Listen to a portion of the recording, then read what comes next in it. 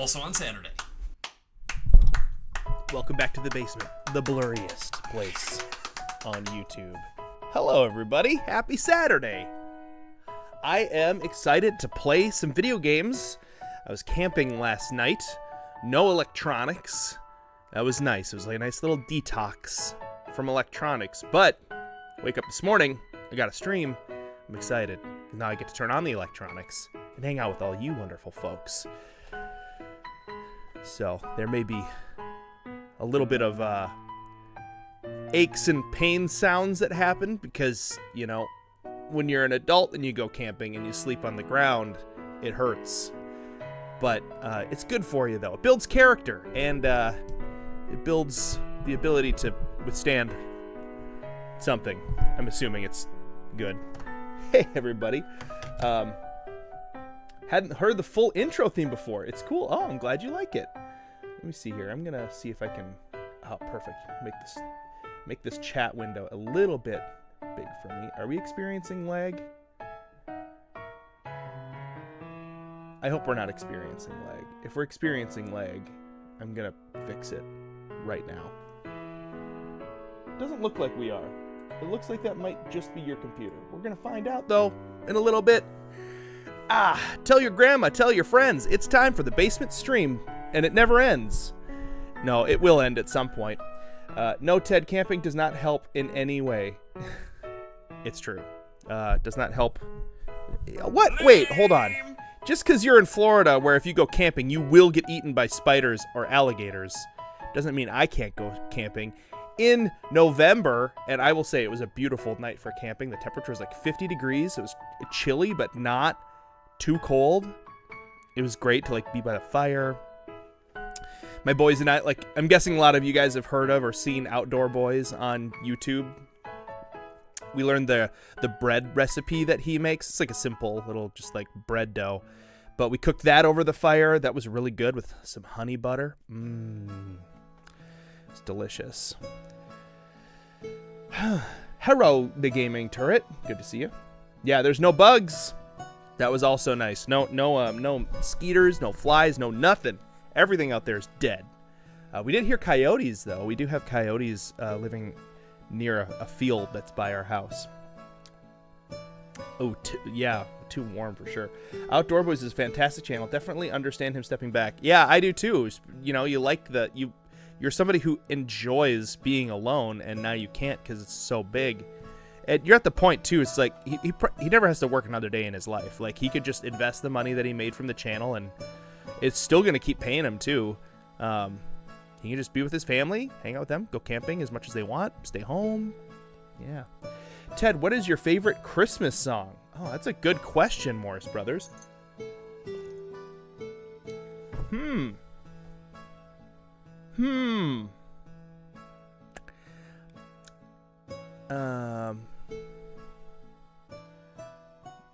God Rest You Merry Gentlemen's pretty good. I don't like Little Drummer Boy. I know that's like a lot of people's favorite, but it's, I don't know. It's just overdone. It's an extra biblical story. It's not, I don't know if you knew this. It's not in the Bible. A lot of people just assume it definitely not. No drummers were mentioned in the Bible. Little Drummer Boys. It's a cute story, but that song feels like it's like the music version of Precious Moments dolls or statues, you know. It's beginning to look a lot like Christmas.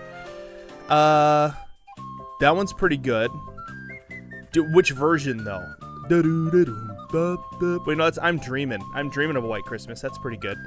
Man, I do have to start thinking about what Christmas songs. Every year, my family and I, we turn on Last Christmas by Wham, and we dance very badly to it, which is quite fun.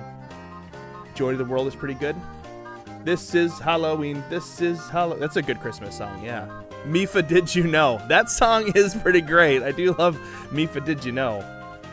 The Michael Bublé version. Ooh, yeah. Yeah, Michael Bublé is pretty good. I tend to prefer, like, the older jazz singers over Michael Bublé because he's a little too like da da doo doo da, a boo da doo doo da, and then the trumpets sound so nice. But it was like the older ones are like, ow. Then Michael Bublé's like, a bada doop da zibbity zap. Bublé's not bad, but Carol the Bells. Yeah. Carol Bells is awesome. Sleigh Ride would be really fun to play. Silent Night by the Temptations. Ooh, okay, yeah. Very good. Frank Sinatra. Yeah, Frank Sinatra's good. Like, Frank Sinatra, I prefer to Michael Bublé, because Frank Sinatra's got, like, the old-timey thing. And Michael Bublé is sort of like, he's like a, like if I was gonna put it in terms, I feel like Michael Bublé is like a shiny, brand new, alto saxophone, and Frank Sinatra is like an old, crusty, but like really like good muted trumpet that's been played a lot. You know? I knew a gal who drew Precious Moments' version of Ehud in King Eglon of Moab. Oh, that's awesome. Wait, she drew a Precious Moments version of that guy stabbing that guy in the stomach? I want to see that picture. That sounds amazing. And like at the bottom it said something like count your blessings or something. That's awesome. Yeah, Bing Crosby. Yeah. Hey Ted, I have an idea for a Tears of the Kingdom run. Play through Tears of the Kingdom on inverted color. Oh. How about you just turn on inverted colors and watch a video of us play it normally? Because there's no way to prove that we didn't just do that anyway, you know? Favorite Christmas movie? Well, let's see. Okay, I love A Christmas Story. My family, we always watch that one together. We watch Home Alone. Sometimes we watch Home Alone 2, which is as good as Home Alone 1. Maybe that's a hot take. I don't know. It's good though. Elf is really good, but Elf is a little newer for me. Like, it doesn't give me the nostalgia feelings like some of these other movies do. Let's see. Elf. Like, I never really grew up watching It's a Wonderful Life, so that also doesn't give me nostalgia other than the fact that it's black and white. Die Hard. Die Hard's a great Christmas movie. Everybody knows it. Everybody knows it.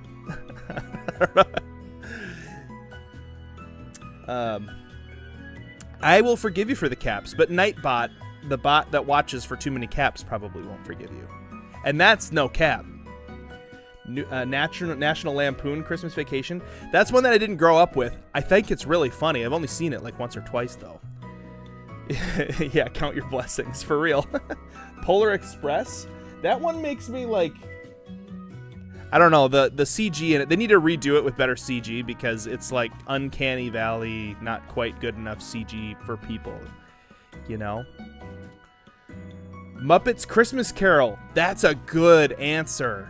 That's a really good answer. I love that. The music is super good in that movie. Lots of funny little moments. Jingle All the Way. You know, that movie takes place in Minneapolis, Minnesota, and they filmed a lot of it here. Oh no, I've got to get my son what was the name of the doll? Turbo Man. I've got to get him a Turbo Man doll. I've got to stop at nothing on this Christmas Eve. I've got to get out there. I've got to get the Turbo Man doll. Otherwise, I'm a bad father, and everything's falling apart in my life. Get to the chopper. We need to get the Turbo Man doll. Hello, Doc Homeland. Welcome. Welcome to the basement, the friendliest place on YouTube. You know, I want a Muppet version of Jingle All the Way, where Kermit is Arnold Schwarzenegger. The first two Home Alone movies are really good. Yeah, the rest, we don't even talk, the rest don't exist, guys. We don't talk about the rest. 3 was bad because it was all new characters. 4 was... I think 4 is the worst. 4 is probably the absolute worst. Because they went back to the same characters, but they had different actors. And they used French Stewart as Harry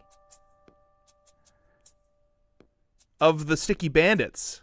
Or the Wet Bandits. Or whatever their technical name is. The Bandits. What about the other 3 Home Alone movies after 4? Wait, there's 3 more after 4? I know there's 1 more. What's your favorite Breath of the Wild funny moment, Ted? I want to know what my opinion is. I think mine might be when we completely destroyed that horse by stasising a rock into it. That was pretty great.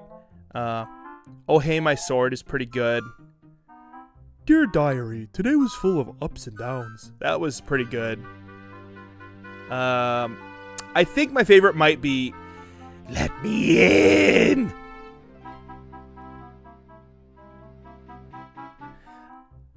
Yeah, I know French Stewart is also Harry in Third Rock from the Sun, but he's also Harry of the Wet Bandits in Home Alone 4, and it's doesn't make any sense. They went wild with it, included royalty or something for the dad to marry a princess. What? What kind of crazy... Wait, the dad married a princess in Home Alone? Are we talking about the same thing right now?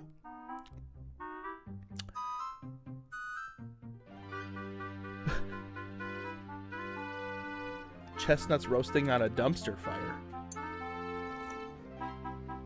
Oh, I've got coffee. I'm warmed up now from camping. I feel good. I do seem a little blurry still. I'm going to try to de-blur a little bit more. That's better. Okay, cool. Let's get to the game. What do you guys say? Oops. That's the controllers. Okay, the Camden Clay Show. Good luck. Good luck with... Hey, Ted, I'm playing through Tears of the Kingdom for the 2nd time. Hey! Excellent. Good choice. That's a good game. I like it a lot. I think right now I'm liking this game the most. Even though it doesn't get as many views, I don't care. I like playing it, and it's really good. And it's Zelda, and it makes me happy. And I play plenty of Breath of the Wild and Tears of the Kingdom. I don't need to I'll only play that game. There's no need for unnecessary sequels like Home Alone 3. It should have ended at 2. I mean, it should have ended when they didn't have Kevin McAllister anymore. Like, that should have been the end. Ooh, we get to add a new character. The Unsung Spearman. Upon hearing that monsters are attacking civilians in the Tabantha frontier, Rafika asks Calamo and his bud to support the Gerudo warrior who stayed behind to defend them. Ooh, recommended level 28, and we are level 28. It looks like we got Ice Lynels, Ice Hinox. That's a little sketchy, guys. I don't want to lose a character. I especially don't want to lose Calamo. You know, we could go to Terror of the Sands. Recommended level 29, but Zelda's at level 41. I think we're in a good position. Let's do this.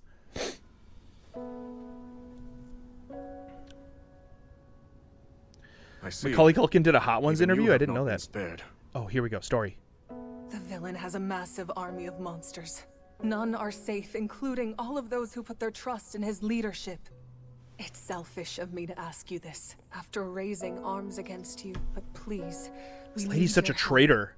I can't believe she'd turn her back on her own people. I have little reason to distrust your words. Other than the fact that you're a filthy and I know Gerudo. Your attack on the castle was merely a result of Ganondorf's manipulation. But I do have a question for you. Why did you not seek our aid as soon as the battle was finished?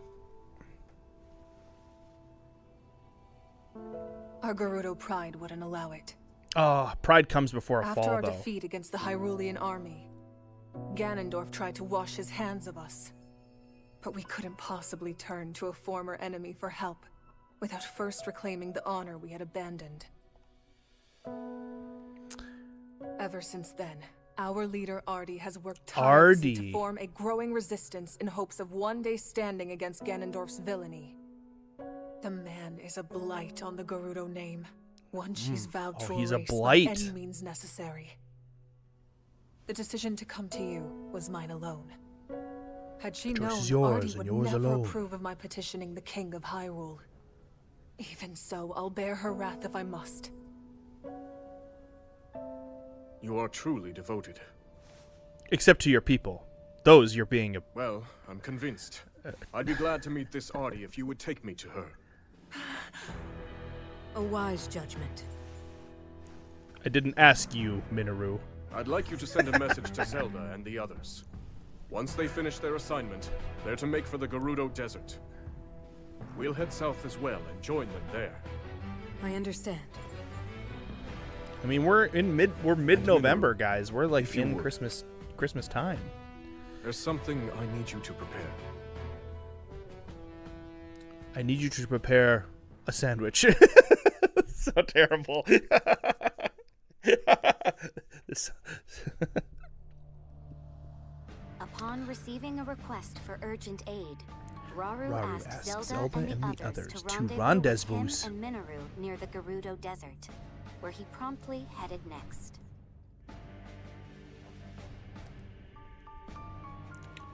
Who would you prefer in Smash 6, all the champions or Rauru? I want the champions, specifically Rivali. The group then reunited at the edge of the desert. Yeah, They I were mean, taken to well, I mean meet that's a choice fierce between 4 Gerudo characters or warrior by one. the I name think I of would choose Ardi. 4 characters also.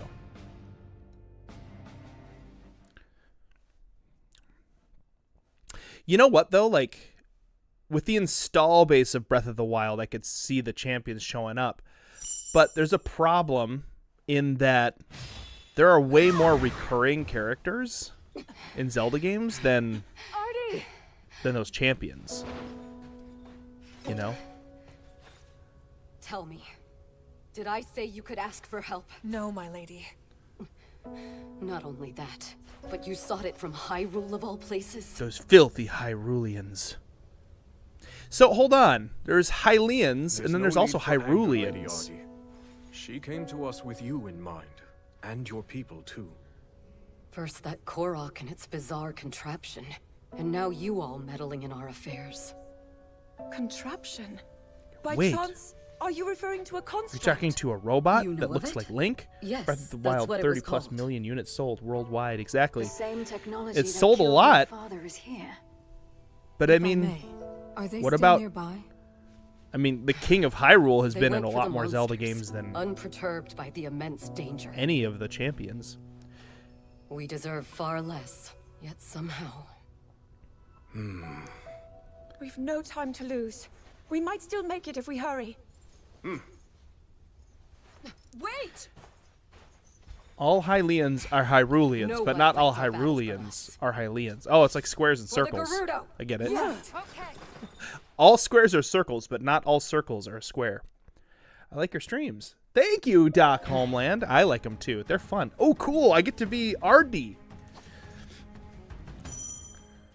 This Gerudo warrior swings her curved blade with skill and grace, imbuing it with the power of lightning to cut down her foes. While holding ZL to guard, press Y at the right time to perform a perfect guard. Oh, cool. I can, because she's got a shield. Let's try it. Nope. Yeah. Come on, attack me. I dare you.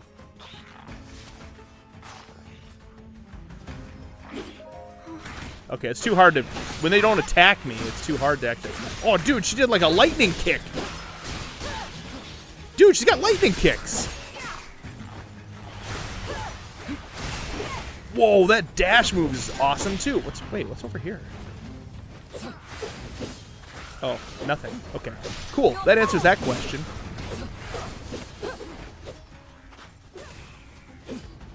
Curtis Pasica, well, lucky you. That's awesome.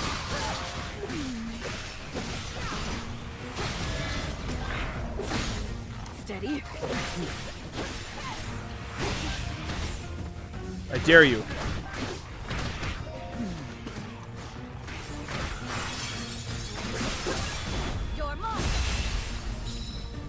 That was a cool move. I'm gonna be honest. I think I like playing as her already more than Urbosa. Because Urbosa felt very just button mashy. This, I don't know. There's something about like it feels like I have to be a little more intentional, and I like that.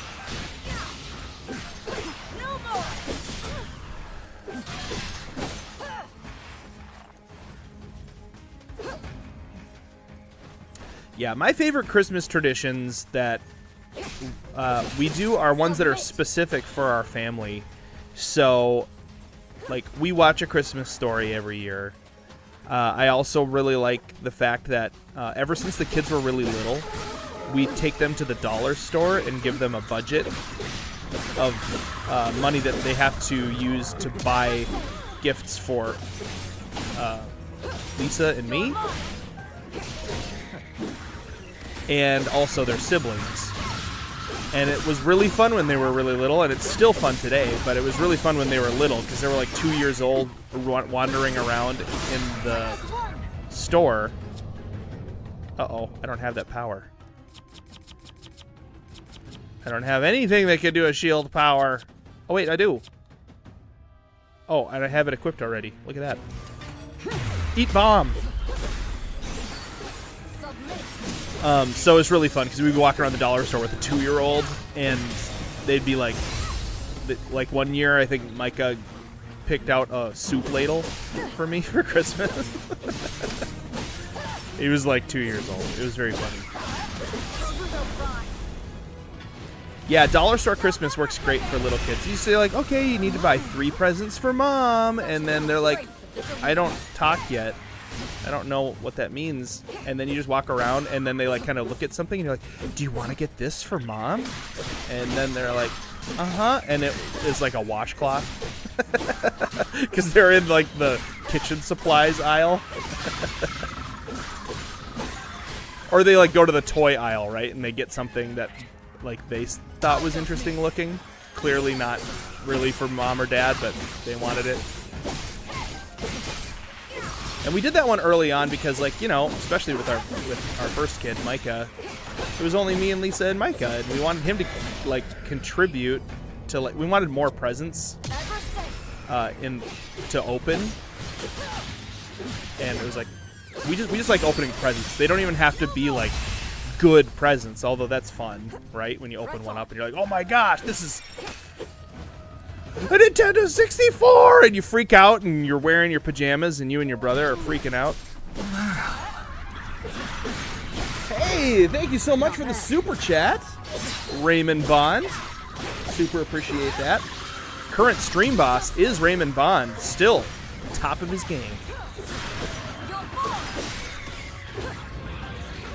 Also, I think I need to take some time after I beat this level real quick and update our Patreon scroll at the bottom. We have a couple new Patreon patrons. One of them is Raymond Bond. Thank you for becoming a Patreon patron, Raymond Bond. Really appreciate that. We got a lot of patrons in the house. You can see them in the stream here as well. Yeah, we just got started, Raymond. You're good. Had to get a large catering done. Ooh. You ate the entire catering? Just kidding. I'm assuming you, like, were making it.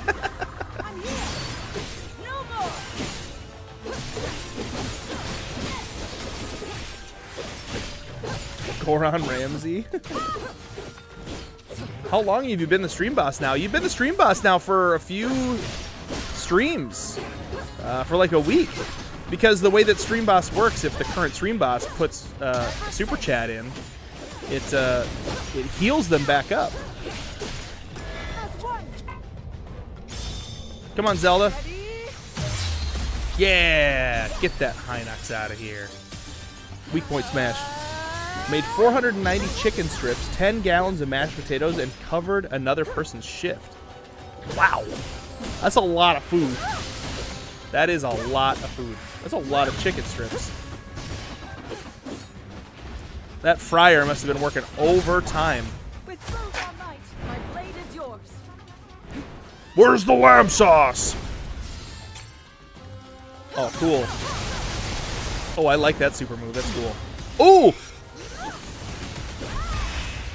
That was sick. Hey, Beastman617, thank you so much for 67. Oh, no. I will not acknowledge my number of months. I will not. Nope. I'm not doing it. Just keeping the streak going, and glad to be a part of the basement, not only as a YouTube member, but also as a Twitch subscriber and a Patreon patron. That's true, you're still a Twitch subscriber, which I really appreciate, considering we haven't streamed over there in a long time. Yeah, we're not gonna talk. We're not gonna talk about the amount of months that you have been a member, because that would be an acknowledgement of the evil world that we live in.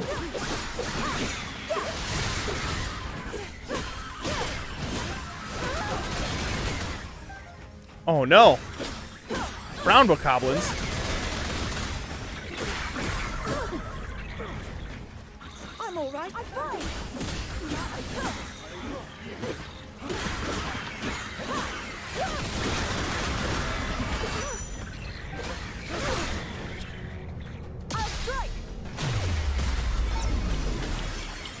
Ted, I've been hoarding the tickets for the things because then I have to farm them again if I spend them. Yeah, I've been hoarding the tickets too. If there's like a particularly hard-looking level, that's when I'm going to use them, because in this NUZLOCKE challenge, if I die with any character, I can never use that character again in the whole playthrough. Some of them are a little more ancillary, right? Like if Typhon dies and I lose him, then I think I'll be okay. I think I'll still be able to finish the game. But if like Zelda dies, I bet we're cooked, as they say, because I'm sure there are levels where you have to be Zelda going forward. A flame-resistant elixir, you just cook up an animal or a monster part and a fireproof lizard, which you can find under rocks in the mountainous areas around Death Mountain. So what did you think about the Zelda movie? It was great. I saw the whole thing. They let us see it early because we're in the basement, and it's really good. I would say it makes the Mario movie look like total garbage. I'm lying. I'm doing a Peter right now and lying about something. We have not seen the Zelda movie, but it looks like it, I don't know, it looks like it has some promise. I'm a little worried about it, just because I was worried about the Mario movie too. That turned out good. Hey, look it! It's Kalamo! And Bud!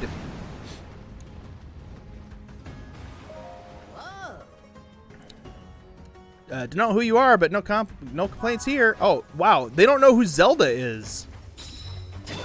But they're fighting a Molduga. Whoa, that Molduga is going crazy. Oh! How about a special? Right in the face.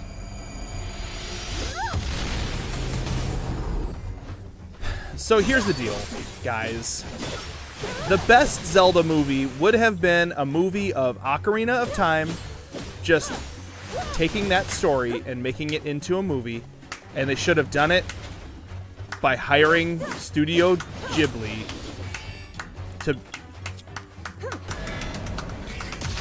to do it. That would have been probably the best movie of anybody's life if they did that. And I think everybody agrees with me. The mental image of Zelda going, oh, that Molduga is going crazy. Oh, it's true. She would say that, though, just in those words. Whoa! I got Moldugered.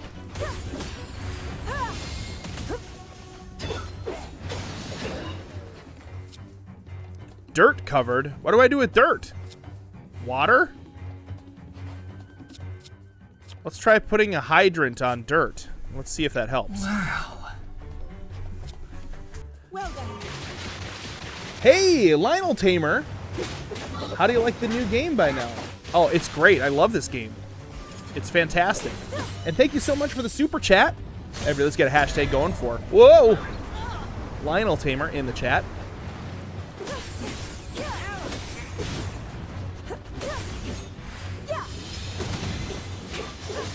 Yeah, no, this game is top notch.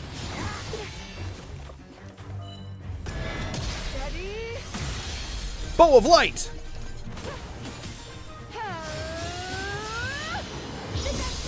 It's fun because it's like you know, for all the cinematography that wouldn't make sense to put into,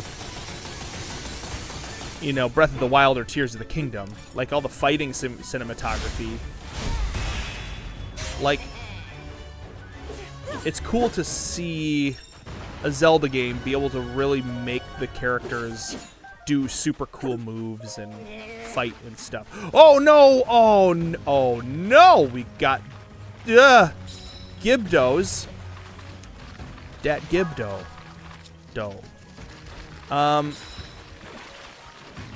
I think I need to be Artie so I can lightning these guys.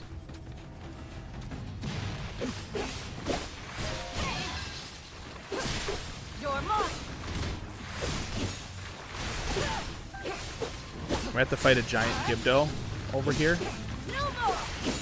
Oh, yep, I called it. Giant Gibdo.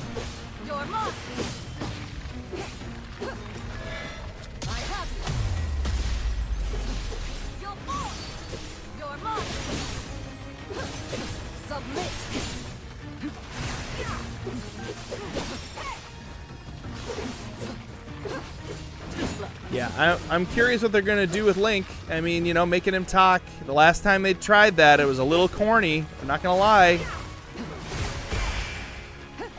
Well, excuse me, princess.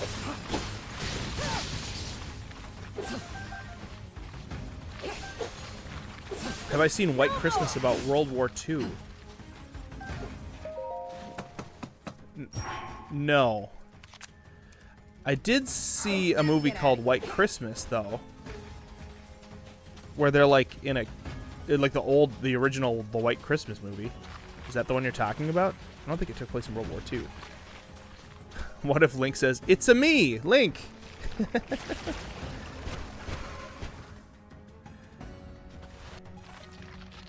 It would be pretty funny if they made a passing reference and he's like, "Well, excuse me," or if he was like, "Excuse me, princess." Like, seriously? I might lose it. I might lose it in the theater if that happens. Oh, excuse me, princess.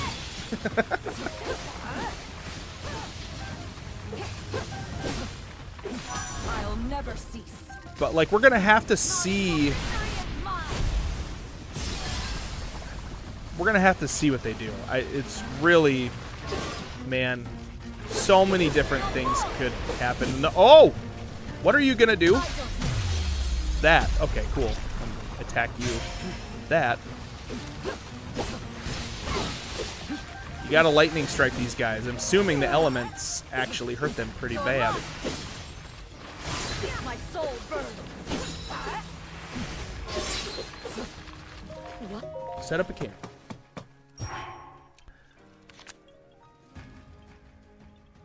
About the two singers. Oh yeah, it is. It is that one. It is World War II in the beginning with the two singers, and then they're like packing up their suitcases and they're in the. Yeah, I think there is reference to World War II going on. But it's like it's black and white, and then it's Gene Kelly, right? Is it Gene Kelly? It's the original White Christmas movie. Yeah, you know there are. Hold on. We have to send some allies some places here. Let's get. Calamo, it's a little dangerous for Calamo to be on his own here. Let's send Zelda down here to open up this outpost. And we'll get Calamo over there along with Artie. Alright, Artie, let's go. Follow that Deku.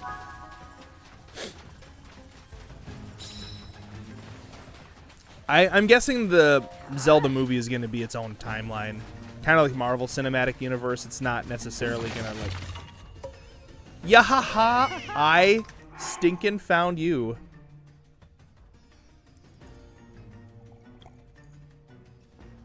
Is it in color? You know what? It might be in color. I'm just like imagining it being in black and white because it's an older movie.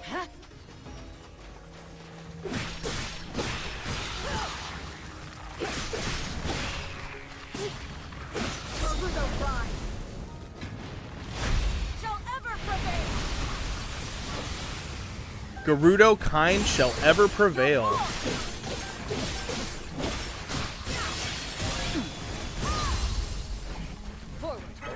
Wow, these things are strong.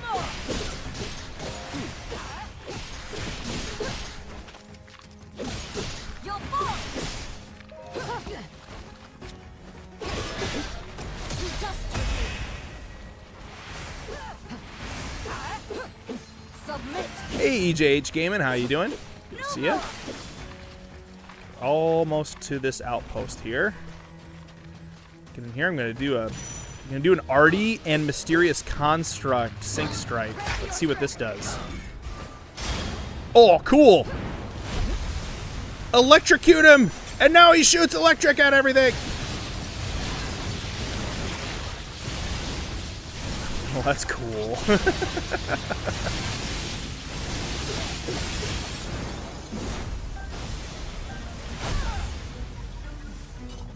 Wow, what a team up. That was pretty awesome. Hello, Nutty Fam. How you doing? Down in Alabama. Good to see you. How's everybody's November shaping up these days? Never cease. Not until victory is mine. Do I just get to do special attacks on these things without having to do much else?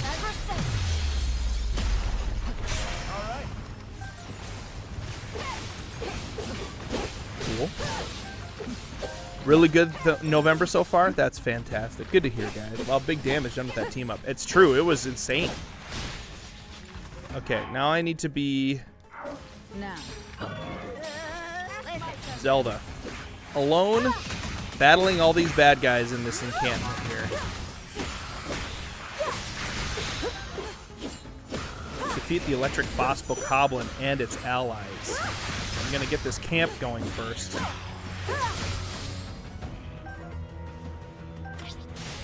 I don't know what move you're trying to do. Oh, that one. Put a fan on maybe, or this. Let's put this instead of hydrant.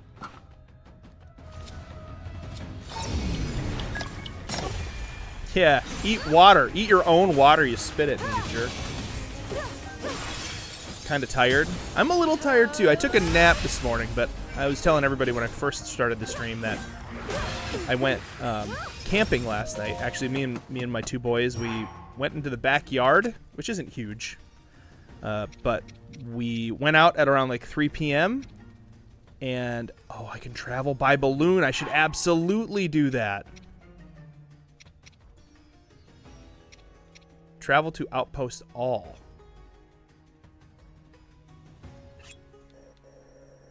I can bring everybody together? Yes. Confirm. We return to battle. That's really, really cool. That helps a lot. Just gathering everybody together.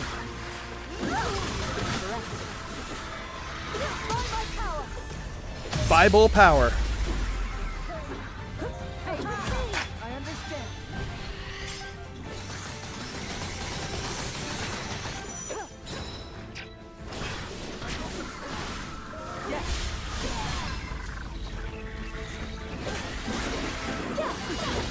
Press X when the two circles overlap. They're done now.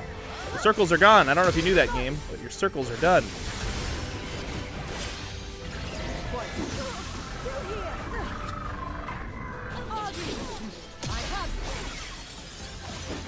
I'll never cease.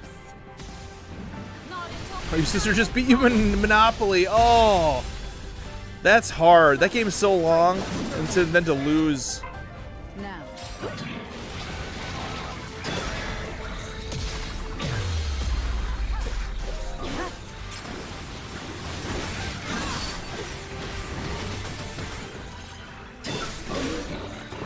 There's a lot going on right now.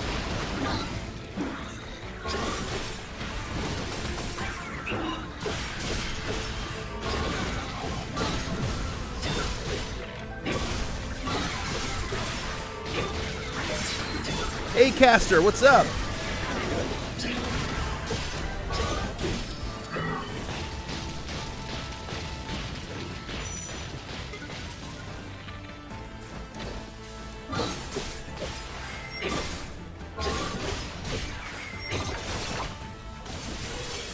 Muse Strike.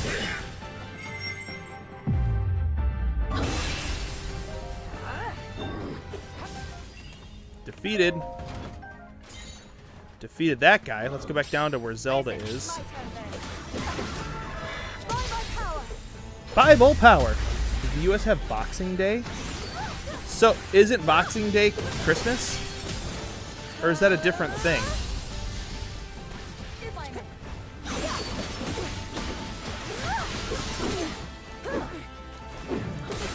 Like, I don't. So I don't think we do have Boxing Day. The day after Christmas.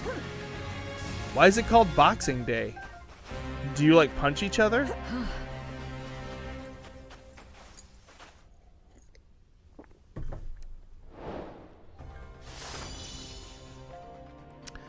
Why did Nintendo have to make the Flamebreaker armor look so ugly? Yeah, it sure did look really dumb. I wish that it didn't look so stupid. It's a day off for the presents. Oh, wait, no, for the peasants?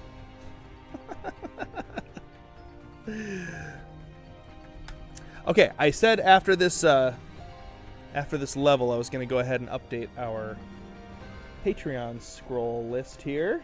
So I'm going to do that real quick.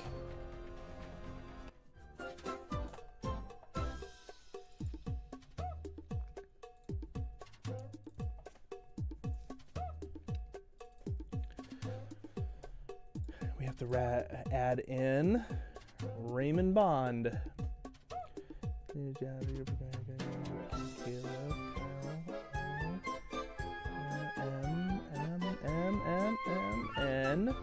N-P. There we go.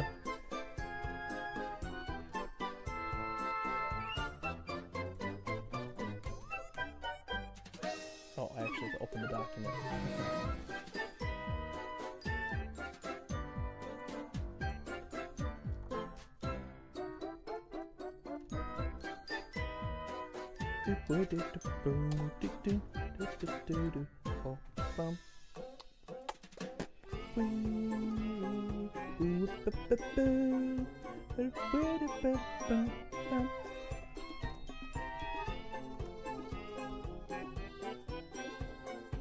Boom. Updated.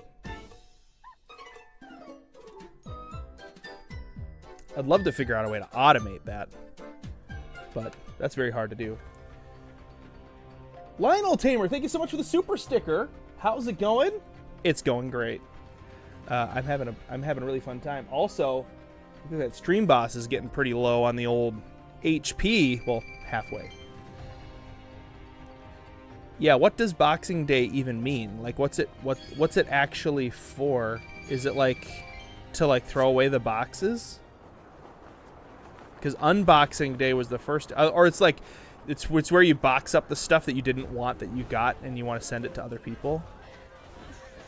I think it means they punch each other.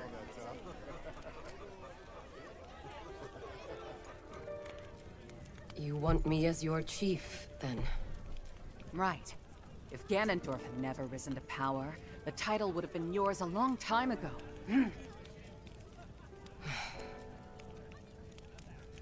Dude, they're so ripped.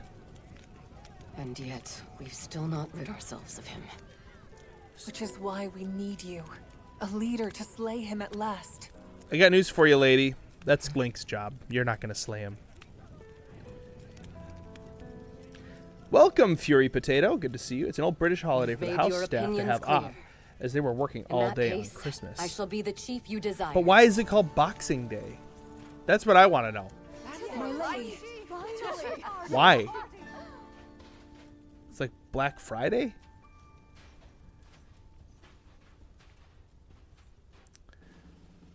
I'm sorry to interrupt. You needn't be. Labor Day merch? I have a request. So Would it's you like accept Labor the Day. Gerudo Okay. And let us join the fight against the Demon King. You've taken the words out of my mouth. Hi, Morris Brothers. In truth, I see you if yelling you were so willing, at me. I plan to seek the same I alliance. see you saying my name. I don't From know this why day you're trying to get my forward, attention, though. We stand together in the name of good. In the name Truly? of God. You've no objection. Lionel Tamer with another super sticker. I will keep Even it up. before our armies crossed blades I on will the Great keep it Plateau, up. I knew you would someday aspire to this unity. But how? Oh, it's the magic handshake. I trust in you and in the Gerudo. Everybody, let's get a hashtag Even going when for cast Lionel aside Tamer by in the a chat foul for the super tyrant, sticker. You never failed to protect your people, no matter the risk. Here, I have a mask for you I've always because had you faith look we ugly. would find common ground. No, she's pretty. I present you this But I wonder if mask that's his as whole thing. evidence He's like, here's this of that mask. faith. I'm sick and tired of looking at your ugly faces. You don't look enough like Zone Eyes to me, so you need to wear Kindness masks in my astounds presence. me.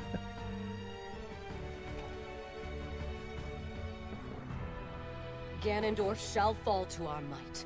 I swear it to you, Hey King Ted, Ron. would you build the Titanic as my base in Hyrule Your Craft words Season do the 3? Gerudo Oh, would proud. I build the Your Titanic? compassion, That'd your be strength cool.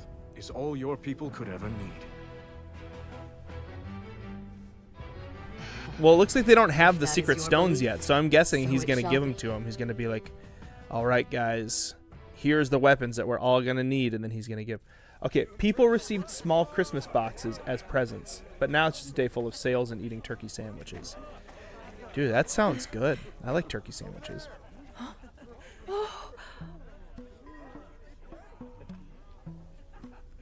Let's go have a conversation with the Korok. So this is where you've been. Kalomo To is be honest, the I awesomest. was hoping to thank you for everything you've done for us. Huh? Hey, I know you. You're the Princess of Hyrule or something, yeah? Should be getting something good out of this. Oh, I'm actually nothing more than a distant relative. So you're By not the way, rich. Is this construct here your traveling companion? Pretty great, right? Woke him up out of a real deep sleep, and we've been best buds ever since. You woke him?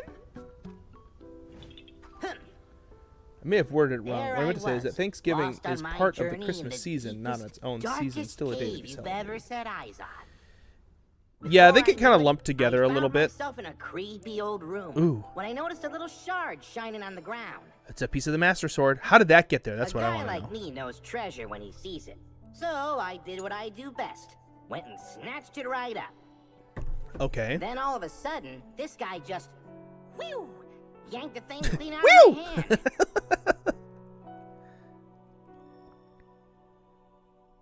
Hey, you took my Next treasure. thing I knew, he was already up and coming to life. Yeah, so what's that shard and where did it come from? And where did it go? Where did it come from, Cotton Eye Joe? He's a real handful, I'll tell ya. Always sticking his neck in other people's problems. But hey, at least he never tries nagging me or bossing me around. I wonder if the place where that happened is under Shining Hyrule Castle. shard? That means my theory was right. Oh, she has a theory? What is it? A piece of the Master Sword. Oh my gosh, is this it? Is this showing us this? Oh, yep.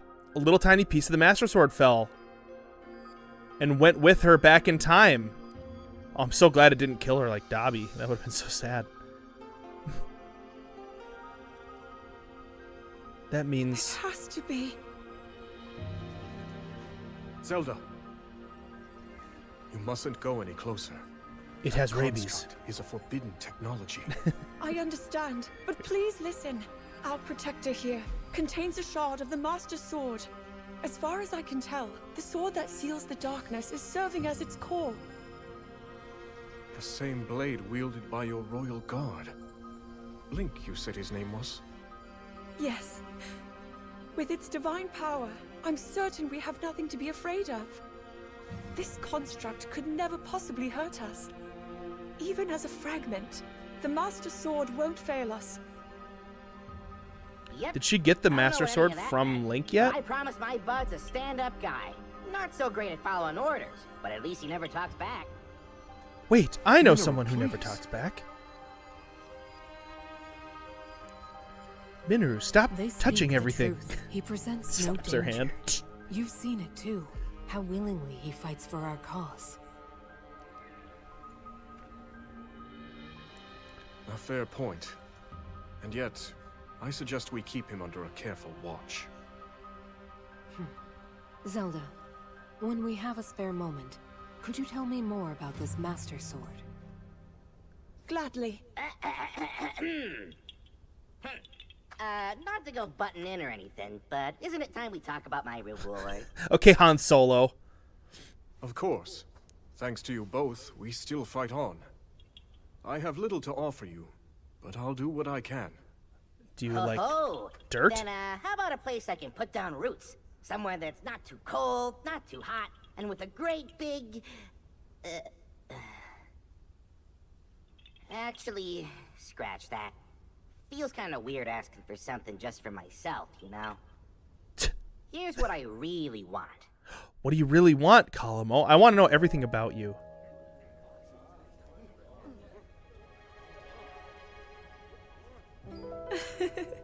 What? He got new clothes for the Link bot? It's hardly the traditional mark of knighthood, but it will have to do. Oh, cool. It looks wonderful on you, Sir Knight. That is cool. You hear that, bud? You're a knight now. Pound it. Oh, his name is now Knight Construct. Vessel of Light. That's cool.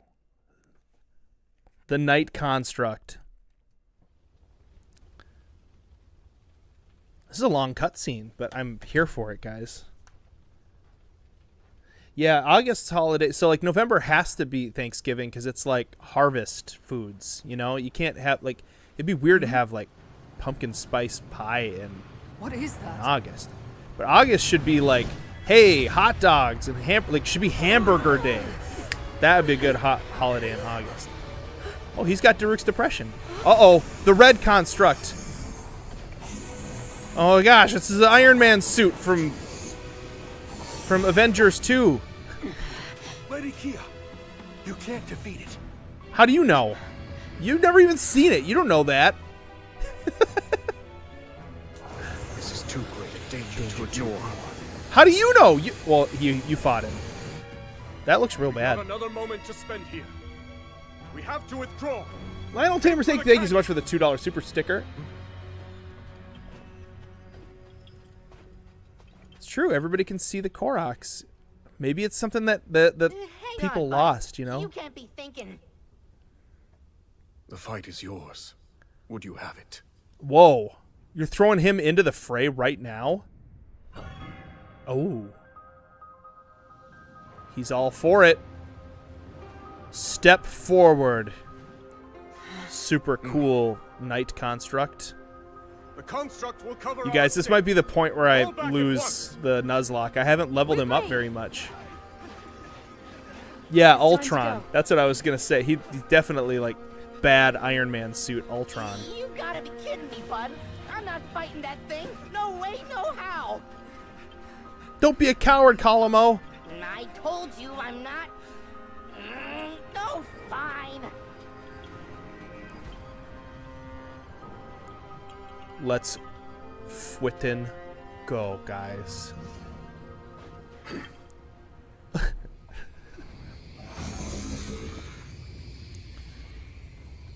Oh, he's so twitchy. Twitchy things really mess me up.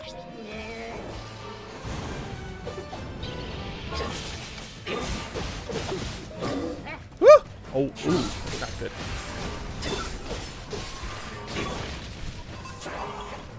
Whoa, whoa, whoa, he's got powers too. He's got Zone Eye too. Oh, oh, no. Oh.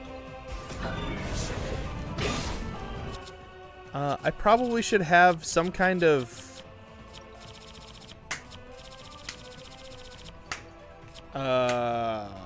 what do I even have here?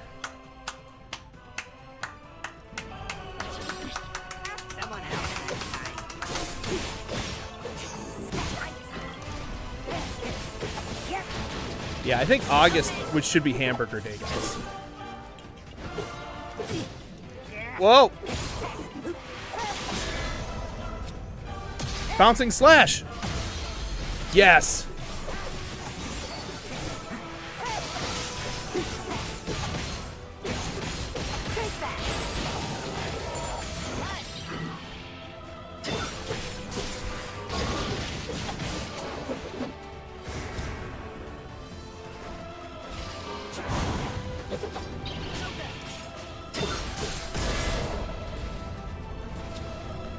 Can I do a fan back at him maybe with this? This is what I should probably put here instead of flame emitter.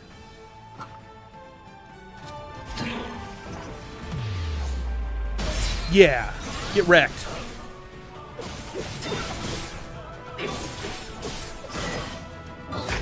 Team up. Raring to go.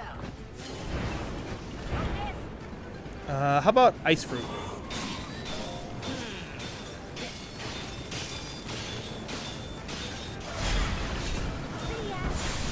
See ya! I'm not just a traveler. I can fight too.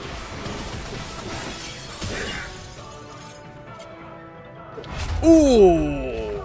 Ancient bow. That was cool. That was a cool weak point smash. Let's keep it going.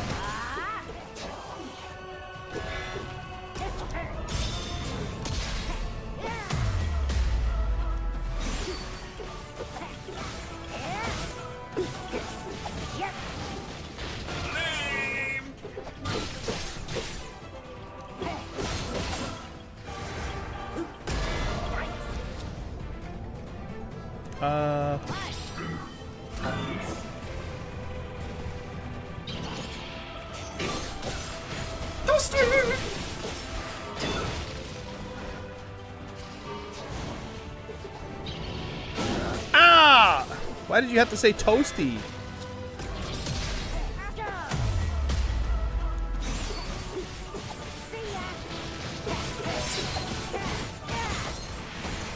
Shrine, shrine, shrine.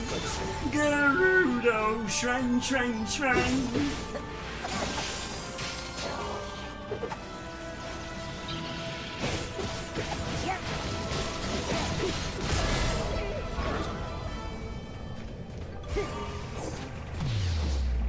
Yeah, I dare you to shoot projectiles at me. I'm ready. Sync strike. Let's go up.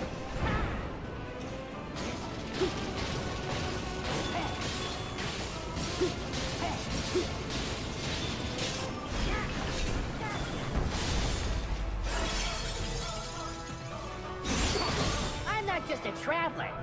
I love when there was bees. Star shining in the Yes, bees. Oh, we beat him. We beat him as well. We beat him, and that's what beat him. He turned into his own Ganon bot, robot, bird, flying rocket.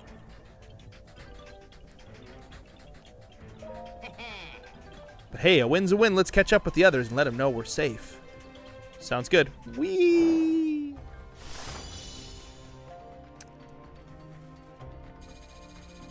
Morris Brothers, what?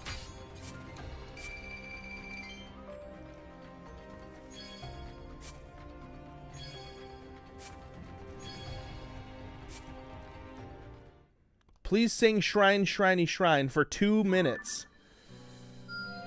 I will sing Shrine, Shriney, Shrine for 2 straight minutes if someone donates $25. That way I'll know if people actually want me to do it. Otherwise, I might just be subjecting everybody to torment for no reason. Also, I rarely do requests like that unless there's a reason to. Okay, let's see here.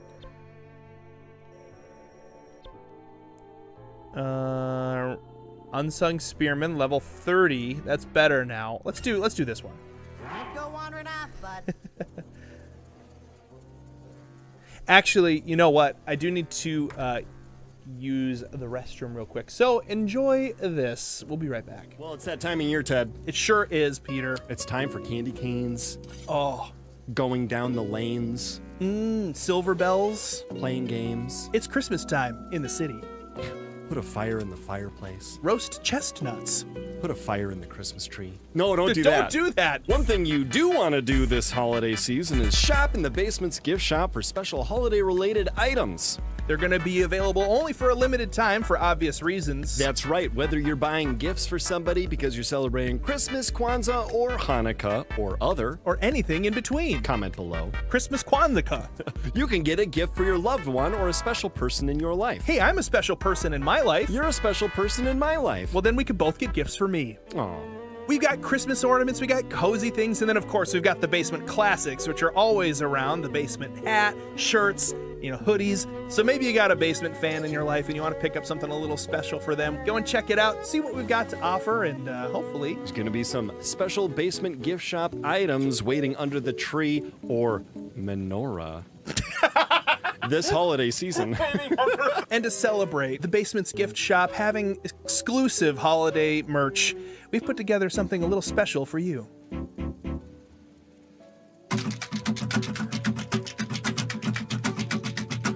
Pick up a gift, pick up a gift, pick up a gift, pick up a gift, pick up a gift, pick up a gift from the gift shop. Pick up a gift and make it swift. Pick up a gift, enjoy the thrift. Pick up a gift, a little gift from the gift shop. Everyone has a person in life. Could be husband, a child, or a wife. Could be grandma, a friend, or a pet. But one thing you'd regret. You put it off, now it's too late. Or got to go, get something great. There's no excuse to wait. Basement shop, to the basement's gift shop. Make a stop at the basement's gift shop.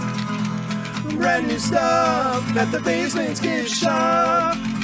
Click the link or the QR code to check it out. Pick up a gift, pick up a gift, pick up a gift, pick up a gift, pick up a gift, pick up a gift from the gift shop. Pick up a gift, pick up a gift, pick up a gift, pick up a gift, pick up a gift, pick up a gift from the gift shop.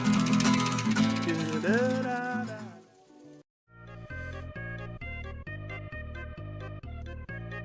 Man, I'm glad that I've got a friend who knows how to very well. He does a good job. All right.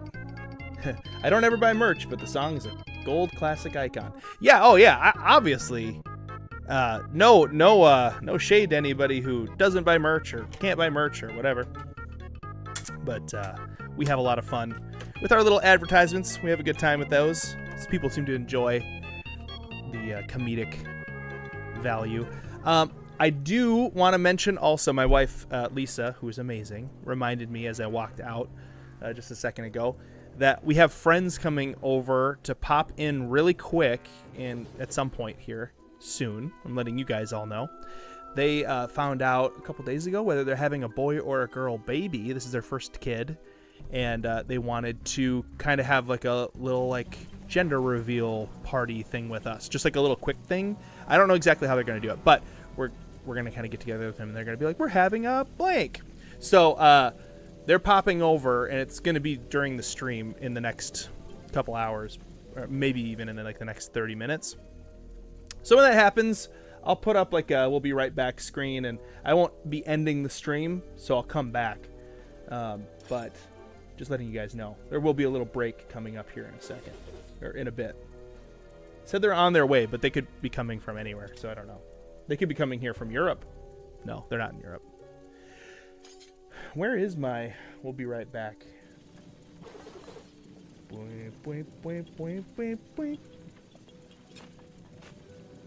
Oh, there it is.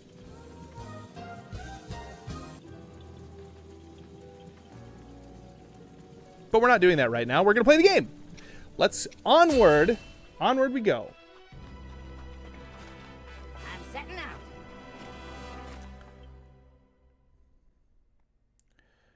It'd be cool to have a best of reel for a BE right back screen.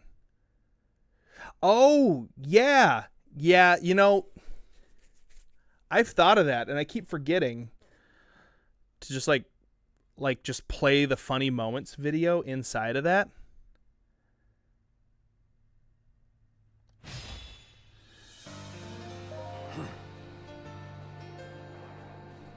I'll not fall back until all of our people make it safely. I could embed a funny moments video, the funny moments video in there. In the past, I think I did do something like that. It'd be cool if I could put together like a best of stream moments. But the weird thing about making a best of as a streamer is like I would have to go through and watch and try to find those moments. How about this in the Discord? If anybody wanted to like put together timestamps and help me to like pick which moments would be best of stream moments, I could a lot more easily grab and compile those. But I also might be wrong. I might say these are the best of, and you're like, oh, that was like one of the most boring moments. So I guess I wouldn't know. Listen. Indeed. Yeah, this game is fantastic. Oh, I went the wrong way. No.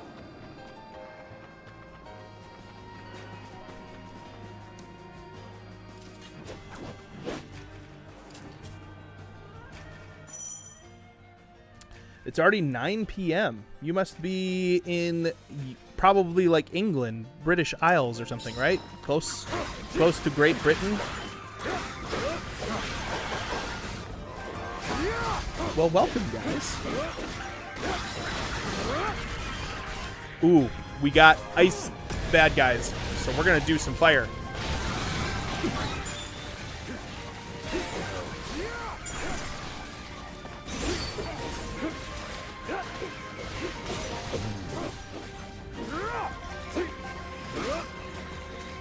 Yeah, we cover a lot of time here in the U.S. A lot of time zones.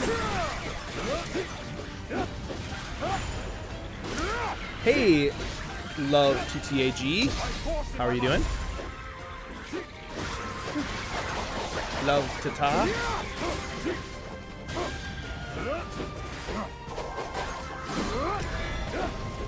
$8 p.m. in the UK, Western mainland Europe would be 9. Okay, cool.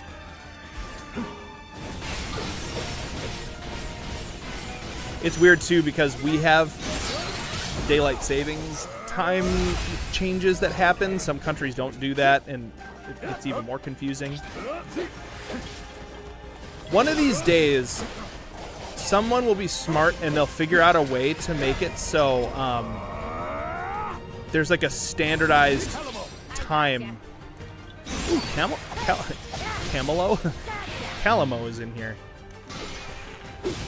Like, we would like do some sort of like standardized clock system rather than saying like 9 a.m. and it'd be 9 a.m. It would be more like, maybe we could make it happen, guys. Like if it just everybody went by Greenwich Mean Time instead and just said, oh yeah, it's 6, and like everybody just knows, because like people don't pay as much attention to the time changes and stuff anyway. Like they don't set their clocks. It's all done digital these days anyway. What if we just only ever went by Greenwich Mean Time and just no one had time zones anymore, you know? Because like who's really going by like, oh, it feels like noon? You can still say noon. Noon would just mean the sun's up in the air, you know? But you could go by something else. Do I have... I advance. Yes, let's use this guy, the spearman.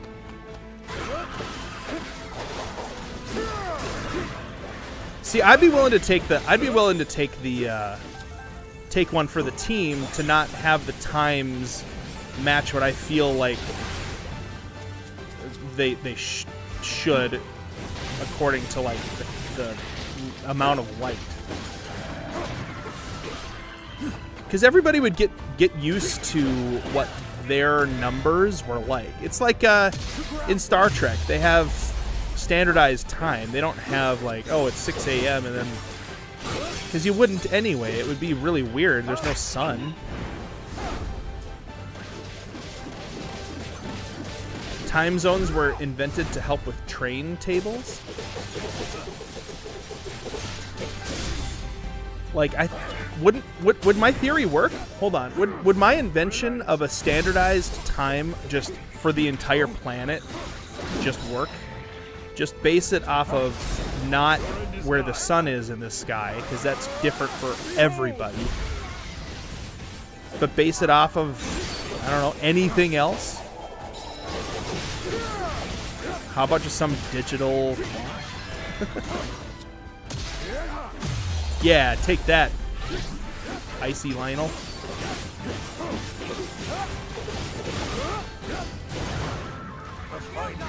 Yeah, that should work. Should work. Get flamed.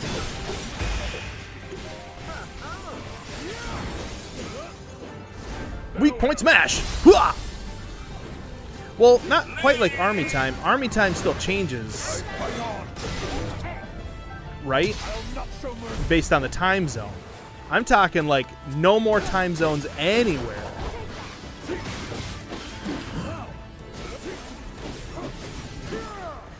Because like each town would, like each time zone would essentially get kind of used to what time things are at. But like schools could be like, yeah, we start at 8:56. You know, numbers probably still make sense. It'd be weird to have like, well, what is the time? The time is AR77L2. You know, that'd be weird. Have a hexadecimal time system.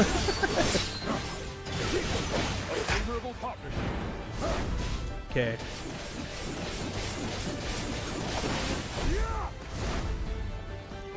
Get wrecked. Success. Hey, look, there's a Triforce of weapons on the ground. Hello, I go by Max, and I think time zones were invented to aggravate people. Probably. Well, you know, it makes sense how they originated, but I feel like as a society in the planet, we have moved beyond a need for time zones. Were I to guess, I would assume that's precisely why he sent you to me in the first place. Oh.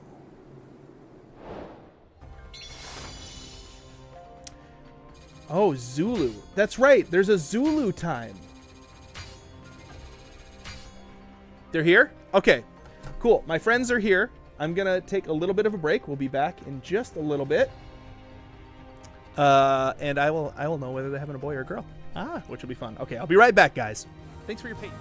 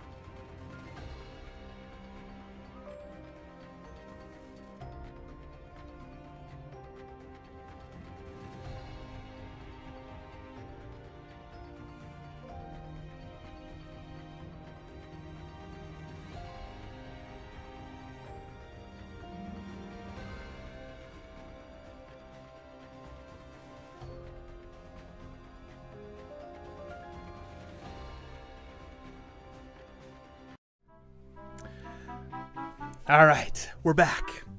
So our friends came over, and they brought cake pops, chocolate cake pops. You couldn't see the color inside. And then at the count of 3, we all bit into our cake pops. And on the inside was the color pink. They're having a little baby girl. So cute. We're very, very, very happy for them, and they're going to be great parents to a daughter. So, yay. So we're happy for them. Let's get back to killing monsters. Yes.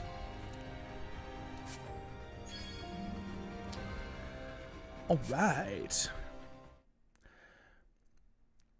Gavin, I finished a whole 2.5 hour long retrospective video, and I'm thinking about doing a tier list for Smash Ultimate. Whoa. Hey, Harrison, how you doing? Good to see you. Pinnock. We just unlocked Pinnock. You guys, we have so many unlockable things we gotta go and neglect our preparations. Okay, let's do as many of these unlocky things as we can here. Or I guess it's more like upgrades. Ooh, the Night Construct gets an upgrade. An extra special gauge, that's a big deal. Just do all these things that we can do. Make our character stronger. Getting stronger. So what's a cake pop? Marty Jet. A cake pop is like it's like undercooked cake, so it's kind of like gooey and delicious. Formed into a ball, and then they put it on the end of a stick, and then they usually dip it in some kind of like chocolate coating or like a white chocolate coating and like a drizzle usually sometimes, or sometimes sprinkles on top. And they're really, really good. They're super, super yummy. But it's like, I also like undercooked cake a lot. But, ooh, what did we unlock here? Bokoblin parts. No. Oh, so like somebody else can do? Oh, Kino can use fuse attacks. Quinoa can use fuse attacks. That's cool. Okay, what's this going to be? One of our soldiers recently came to Lady Minoru seeking to repair an old sword, which he received as a gift from a wounded friend who can no longer take to battle. Apparently, he'd like the sword reforged by our smithing construct so that he can hold it more comfortably in his hand. Okay. Cool. Someone's taking this seriously. Smithing constructs were able to reforge a soldier's sword just as he asked, while still retaining its original design. Upon the construct's success, Lady Minoru noted similar adjustments could prove useful in other situations as well. Removing weapon seals. You can now remove weapon seals of the weapon's research base. This lets you customize arrangements to your liking. Cool. Well done. Lady Minoru used materials we gathered to create her maintenance constructs, which seems to have delighted our soldiers to no end. Free of the more bothersome tasks around camp, they are now able to devote themselves to their training.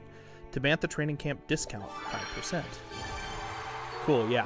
These are the kind of things, they're sort of like boring upgrades, but one, it activates them on the map, but also makes all of our materials go further. After watching my bud fight for what felt like ages, Minoru started smiling real wide, probably because she picked up on something. If I had to guess, not those constructs of hers are getting more efficient. It's apparently going to cost less to get them to do stuff for us. Harrison wants to know what I will be doing for Christmas. Well, so Christmas around my house, we've always been kind of flexible on which day we like celebrate Christmas, because I used to work at a church full time, and depending on what day of the week Christmas landed on, sometimes I was really busy like on Christmas or Christmas Eve and stuff. So when my family celebrates Christmas, we usually kind of look at like what day are we going to be able to have like the most free day, and then that's the day we plan to do presents and stuff. So normally it looks like, if we can, Christmas Eve, we stay overnight at Lisa's parents' house. So Grandma and Grandpa's house, we stay overnight, and then we do presents in the morning with everybody. Sometime, and we've done that every year every year. So we might do that again this year. maybe not. Who knows? We'll see. Our kids are getting older, so staying over at Grandma and Grandpa's house is kind of like not as cool as it used to be, right? But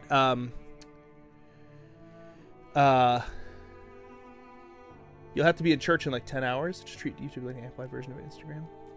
Christmas is a season, not a day. It's true. There's a whole bunch of days, you know. This year, actually, I'm thinking about, it's not something that I've ever done growing up, because we are, like, I grew up in like non-denominational Christian churches, so we never did Advent, but I'm thinking about doing Advent this year with my family. I think that would be really cool.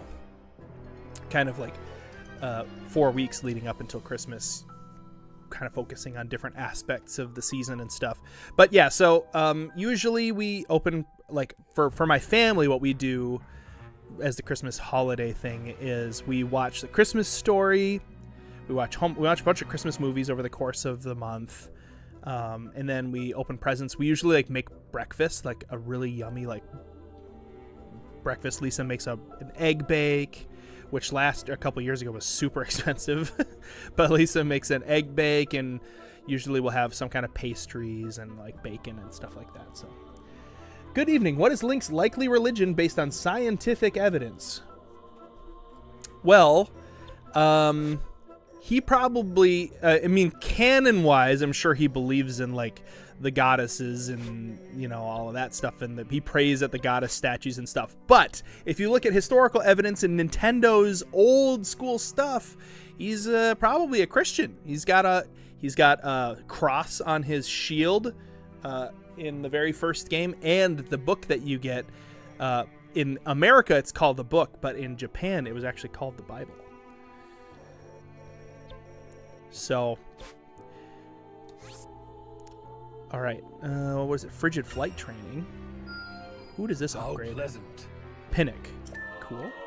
Get some better actions. Use X attacks to strike while jumping, then transition into further aerial attacks. During X attacks, hold the button to increase the attack's power. Cool. All right, we got some more upgrades we can hit. Oh, we can do this one too. A certain boon. Oh yeah, Nightmare Before Christmas. We used to watch that one on Halloween night, because it's kind of like a good kind of crossover movie, right? You watch Nightmare Before Christmas on Halloween, and then you're kind of into the Christmas season. But last few years, we've been finishing up our Harry Potter marathon on Halloween, so we don't get around to it. But sometimes we watch Nightmare Before Christmas. Zelda 2 has churches. It's true. Zelda 2 does have churches.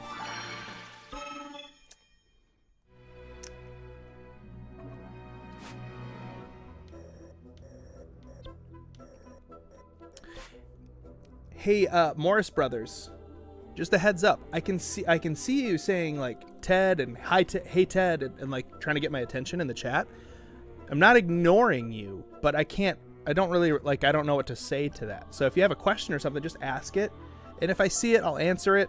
But sometimes I don't see it and I can't get around to it. So just be patient. But at the same time, the chat is a really, really good way to engage with other basement dwellers. Not necessarily me, because depending on the game, sometimes I can't see. But if you go like Ted, like I don't know what I'm supposed to say to that. Like what? And then wait, because there's also a stream delay, right? So if you say, hey Ted, I have a question, and then I say, oh hey, what's your question? And we all have to wait 7 seconds for me to see your question, and it's just goofy, right? So just ask your question. If I see it, I'll definitely answer it. Chat with other basement dwellers. Have a good time. It can come across as kind of spammy and stuff too, and we don't want that.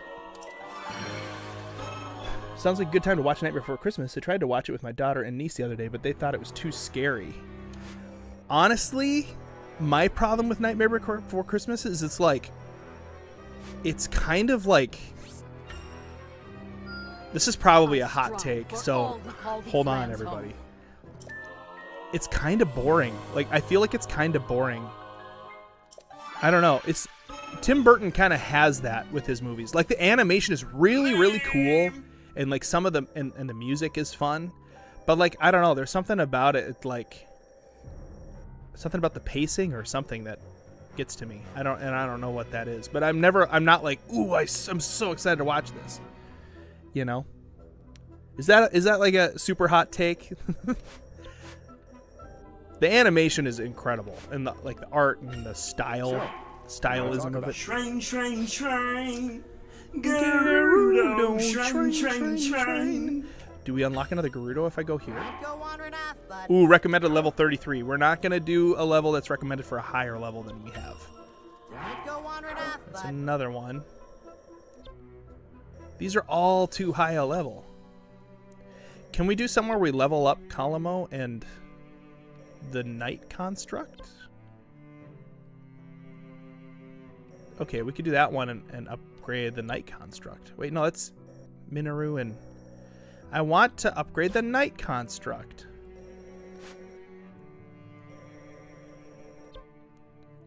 This one I can.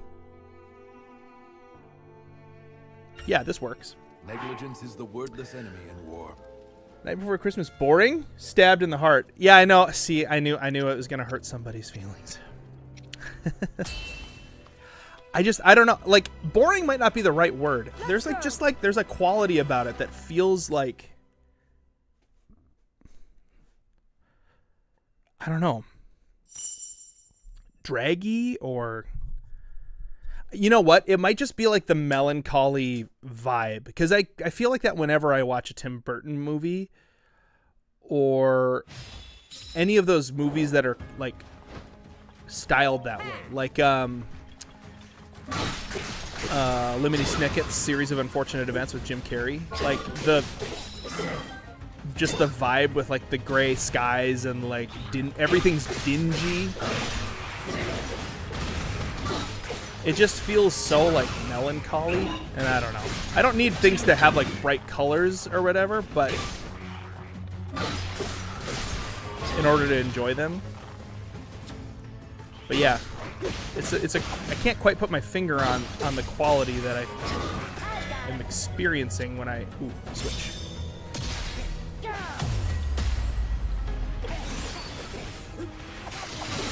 Ted, did you lose to A-Game in a recent collab? I lost to A-Game in every collab except for one, where we did a Traveler's Challenge in Breath of the Wild, where we raced to touch every tower in the game without teleporting. And I beat him by like a full 10 minutes on my time. But other than that, he consistently beats us in everything. He's just really good at games. Although I will say he doesn't know how to play guitar, so that makes me better than him.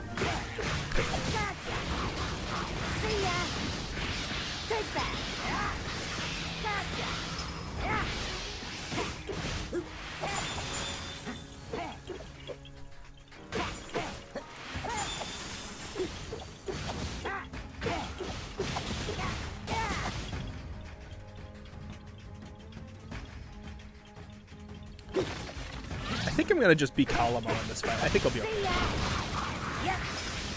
Colimo's so cool, and I don't use him because I'm afraid I'm gonna lose him. But then he doesn't have enough levels, and then... Ted, do you know the meme 6-7? If you do, when do you think it will die out?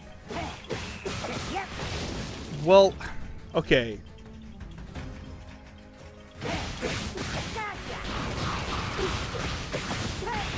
Six, 7 might be the end of all memes. Wouldn't that be wonderful? Wouldn't that just be the best, guys? No, I don't think it will. There'll be a new one. 6-7 will get replaced by something else. The problem with 6-7 is that it shows up a lot, and so it kind of accidentally happens, which is like one way that memes kind of can hang on longer than they should. When I was in college, I heard about a thing called the game, and the way that you win the game is you don't think about the game for over a year, and then you think about the game. So every time you thought about the game, you'd be like, I lost the game. And if somebody else says that they lose the game around you, it doesn't count as you losing the game, but you do have to acknowledge that you lost the game, and then you only have about 5 minutes after somebody else lost the game to get the game out of your head, so that way you don't lose the game.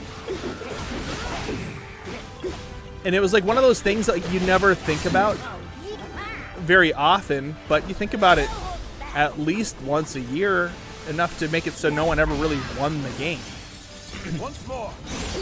Yeah, you remember the game? I'm not just a traveler. Well, I think 6-7 is kind of like the game a little bit, in that like people won't think about 6-7, and then all of a sudden they'll see on a sign it'll say like Highway 67, and then everybody will go, oh, 6-7, and like it's weird because everybody knows it now too. Like I was hanging out with my my parents yesterday, and my mom, who's like,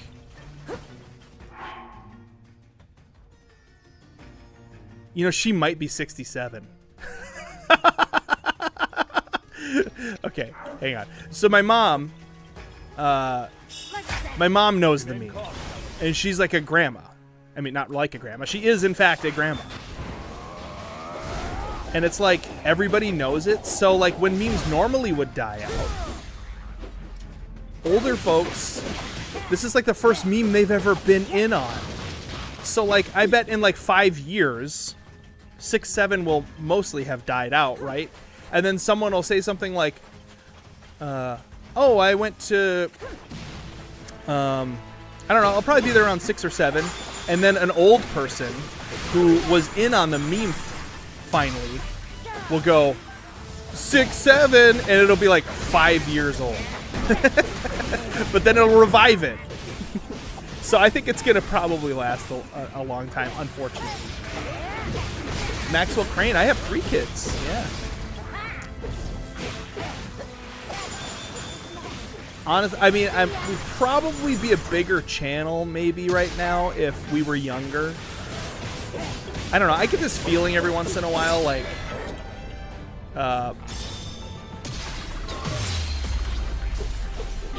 the age that Peter and I are hinders the amount of views we get. It's like once people find out that like I'm 38 and Peter's like 43 or something, they're like, oh, this isn't cool anymore. And maybe that's just like part of getting older. You just sort of feel like, oh, I'm past my prime and midlife crisis and all that stuff. I was at a Christmas market and an old lady asked me what 6-7 was, and you had to explain it to her. How did you explain it to her, Morris Brothers? That doesn't even make sense. Like, there is no explaining it. It doesn't mean anything.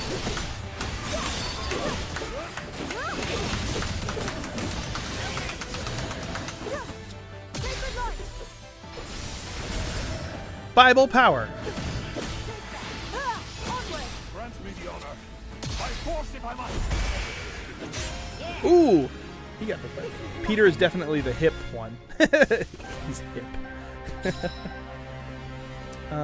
Maxwell Crane said, I think you should do a stream with them. Lame.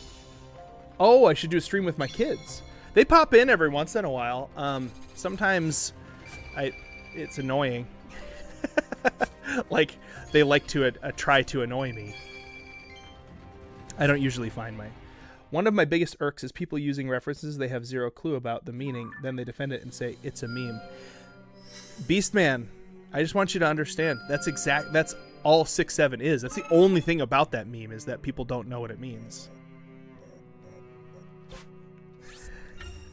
I feel like 6-7, especially for Beastman, is probably one of the worst ones. I just have a feeling. Out of all the memes, Beastman, you know what? Let's solve a question for me, Beastman. Out of all of the different memes that you've heard over the last 10, 15 years, what is the worst? What is like the dumbest, worst one, do you think? And not necessarily like memes that you say, but also memes that you do. Like dabbing was pretty stupid. Doing the floss was pretty dumb.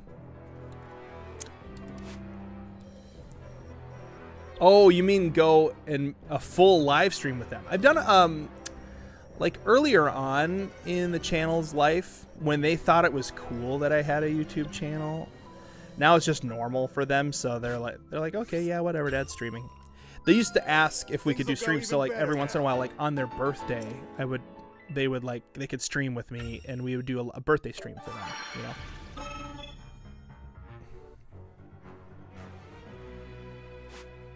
So I don't want anybody else sharing their ages in the chat, but I am okay with sharing my kids' ages.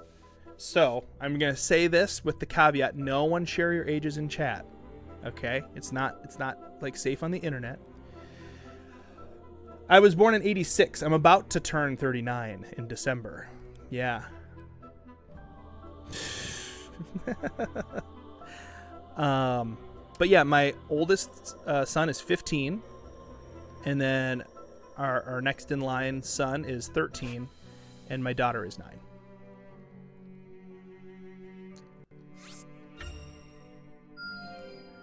I honestly ignored most of it and had zero clue about others. I was too busy at work 13 hours a day. Oh, you ignored one of my you ignored most memes? Yeah. Isn't it funny how, like, when you actually have something that you're doing in life and you're busy, how all of a sudden, like, there are a lot of things. 13 hours a day. That's hardcore, dude.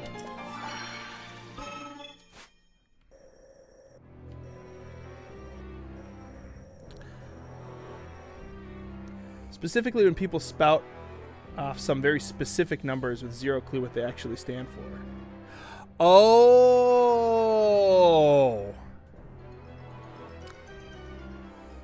Yes. The nose knows. I know what you're saying. I know what you're saying, Beastman. Yeah, that actually, that bugs me quite a bit too. Not just that specific one, but like when there are like dirty jokes that become like highly popular with young kids and they have no idea what they're saying, and you're just like, ugh. It's so off-putting that like things can spread like that are like super inappropriate, and like a 6-year-old is saying it because they don't have the context, they don't know what it means. But someone should have told them, like, hey, let's not do that one. It's like super inappropriate, and you're better than that. Like, I don't know.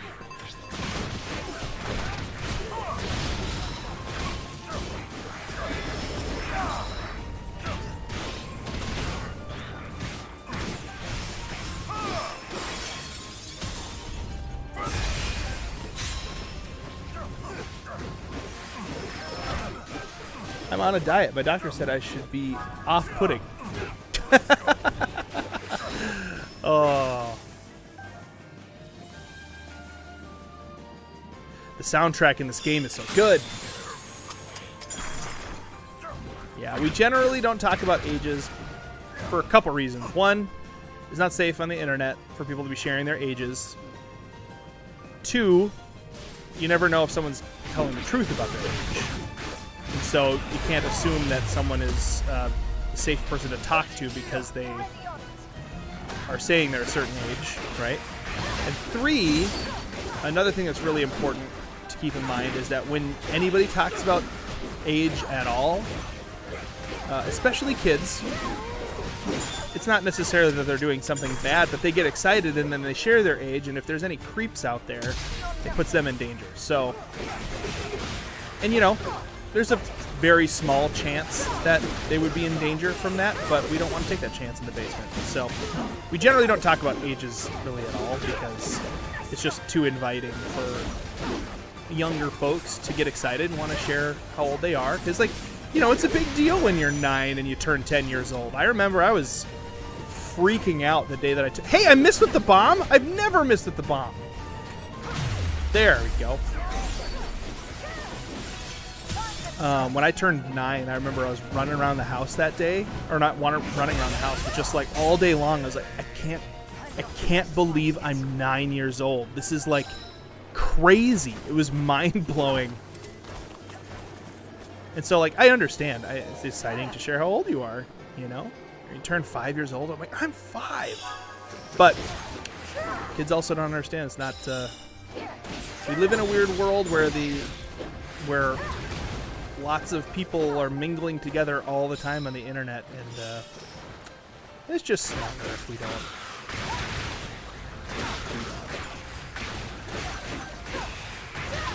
Exactly. Yep.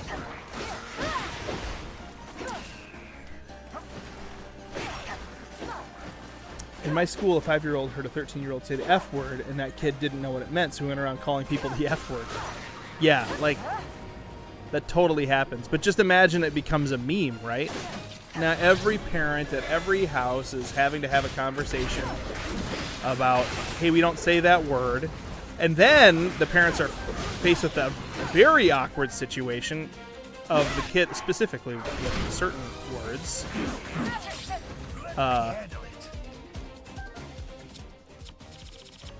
kid goes, what does that mean? And now you're having to have the talk before you were prepared as a parent to have the talk. Like, I thought I had a couple years before I had to answer this question.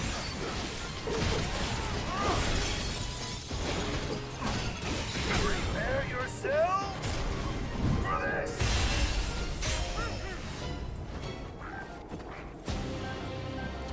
But now I'm going to possibly put some parents in that awkward situation now, because I'm going to tell a funny story that has to do with that situation. So sorry, parents out there.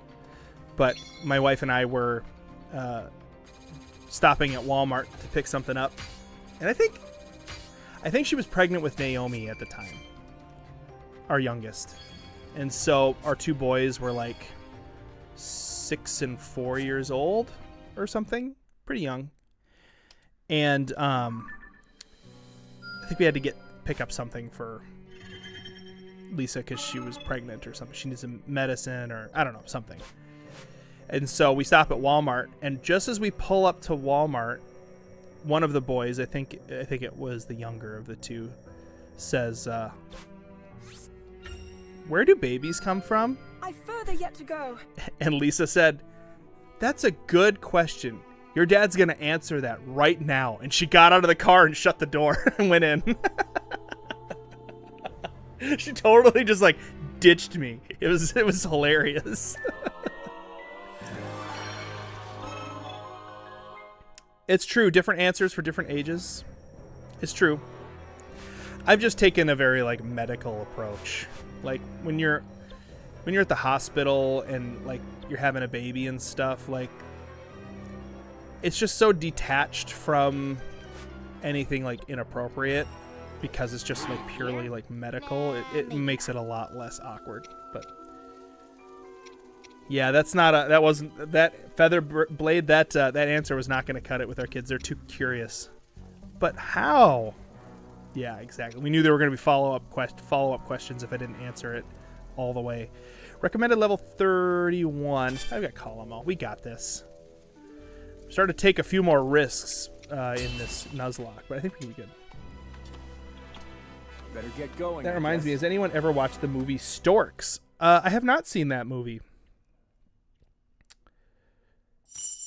Maxwell Crane, you just realized it's your 2-year anniversary of being subscribed to the basement. Maxwell, congratulations. I know that Nightbot just yelled at you for too many caps, but I saw the message.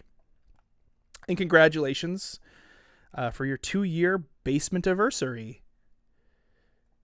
Yeah, Lisa's response was awesome. That's a really good question. Your dad's going to answer it right now. Like, I don't know where like that came from. She wasn't frustrated or mad or anything. She just like in the moment. She was like, okay, I'm leaving. You got this. It's so great. Now with the internet, we can't just tell kids whatever we want and get away with it. It's true. You know what? Yeah, you can't just tell them whatever you want. And honestly, like, it's hard too, because you want them to get accurate information about stuff. And if, as a parent, you're not the one to have that conversation, somebody else is going to, and I bet they're not going to do it in a way that you would have wished that it had been done. You know, like, I think parents should absolutely be able to make that decision when that conversation happens and how that conversation goes. Because they know their kids. And, you'd hope that they want the best for their kids, right? And that's just not always true with other people. So anyway, that's been our approach. We had the conversation like pretty young because we just wanted them to like have heard about all of that from us. And honestly, that's the same with a lot of different subjects in our family. We would much rather them hear from us and what our opinion is on certain things and what our beliefs are on certain things, and help them understand like other people have their beliefs and we don't hate them because they have different beliefs, but it is important to know that you can disagree with people. That doesn't mean you hate them just because you disagree with them.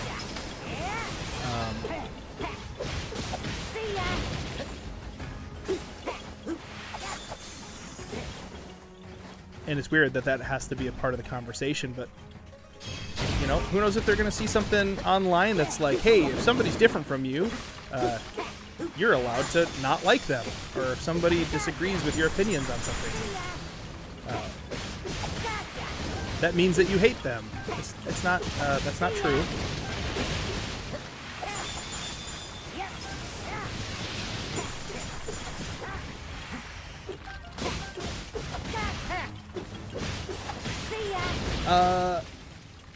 I love Acts 238. I'm trying to remember.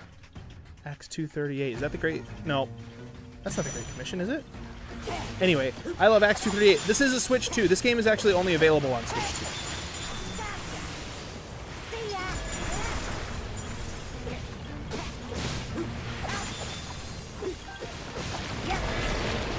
2. Yeah, Matthew 28:19 is the Great Commission. Acts 2:38.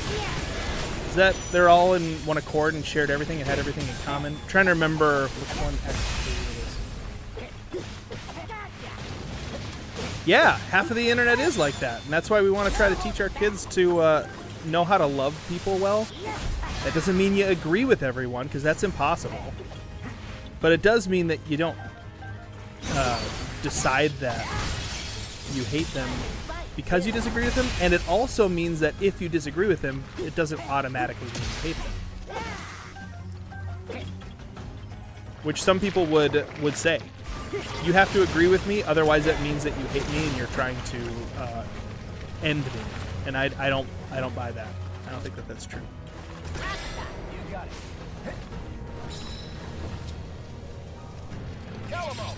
Well, for years, my son thought that if you planted babies in the ground, they would grow into bigger rocks. One day, he saw a farmer in his field picking rocks, so I told him they were planting baby rocks. Oh, not planted babies in the ground. Planted pebbles in the ground. Don't plant babies in the ground, guys. It's not good for babies. That is adorable, though. I do play Hollow Knight, and I do really enjoy Hollow Knight. And I haven't played Silksong in a while, and I miss it. I need to. We need some elemental stuff here. Actually, I could just use Hollow.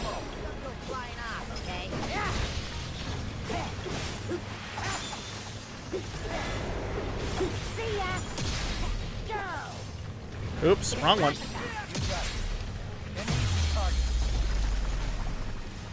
Yeah, you can plant baby plants in the... That's true. Okay, sorry, guys. Man, I'm just messing up all over the place. These things are healing. What's going on? Oh, it's because this thing is broken. I gotta break this mushroom tree.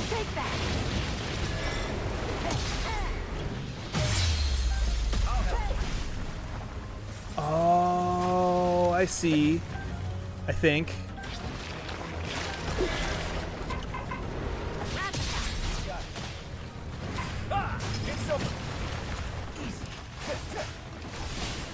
This flying Gibdo is causing problems in Little China Town.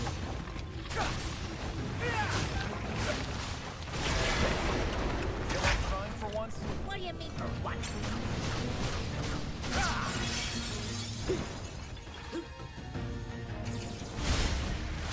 Serving up some fire.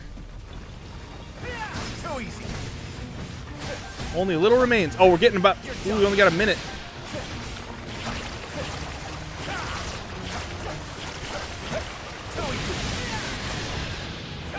It's over. Flame emitter.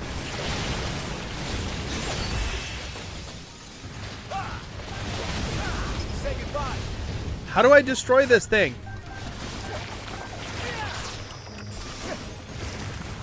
With a bomb. I should have known that. It's Electric Moblin. Where's he at? Where you at, Electric Moblin? Probably down here. Yoo-hoo. Okay, second grade, we did a class project. We put a paper caterpillars into cocoons on the bulletin board. Over break, they turned into butterflies. I said, no, they didn't. You and your daughters did that.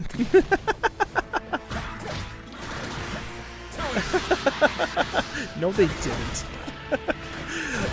You are the same person that you were when you were in second grade. I love it. Should do live streams playing those games. So I have done live stream playing Hollow Knight. If you want to see me play Hollow Knight and Silksong, make sure you're subscribed over on Basement Let's Play, which is the Basement's second channel where we play lots of stuff that isn't just Zelda. If you have a favorite game that you wish the Basement would play, check on Basement Let's Play because we may have played it and probably have played it at one point. Over there especially. Ready for this? Yeah, take that, Electric Big Boss Bokoblin. Okay. No, they didn't. You and your daughters did that. Whoa. When I was younger, I was absolutely certain that my second grade science teacher was a lizard alien. She was pale and scaly looking and had the creepiest eyes ever. She should never have taught. Maybe, you know, Will.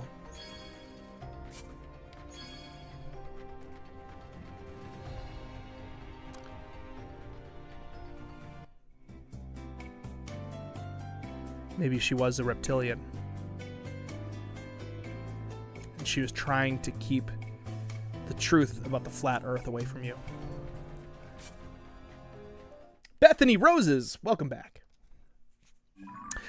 Last year I made the big tournament and had to go from Westlake, LA to Branson, Missouri. Dun dun dun!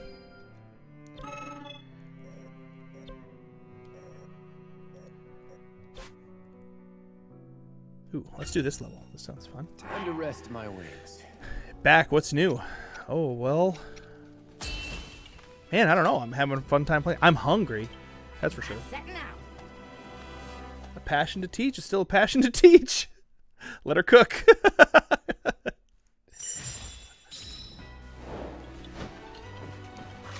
Hey, you can't prove that the world isn't flat. Especially if the person won't accept any of your proof.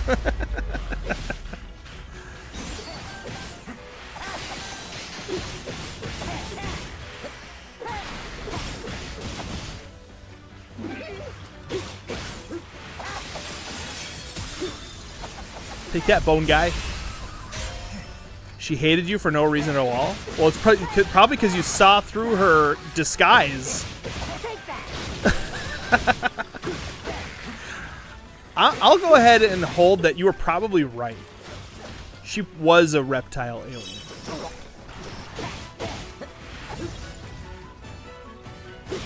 I have a phrase for the Earth. It isn't round, flat, or an egg. It's just weird. That's fair.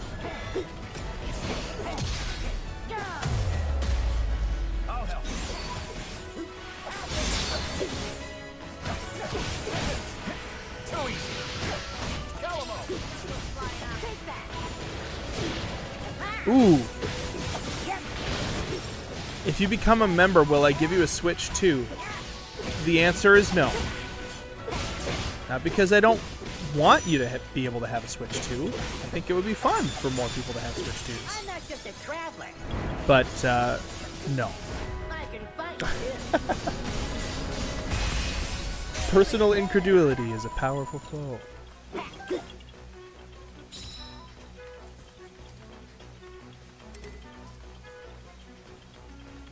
Okay, I gotta look up what Acts 237 is. 238. I'm curious what it is.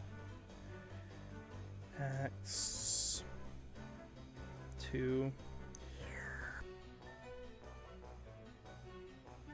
Oh. And Peter said to them, "Repent and be baptized, every one of you, in the name of the Jesus Christ," not the Jesus Christ, "for the forgiveness of your sins, and you will receive the gift of the Holy Spirit."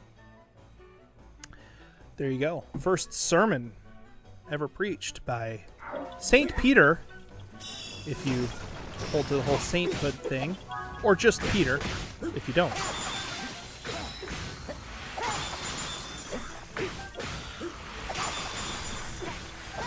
You know what's really cool about that?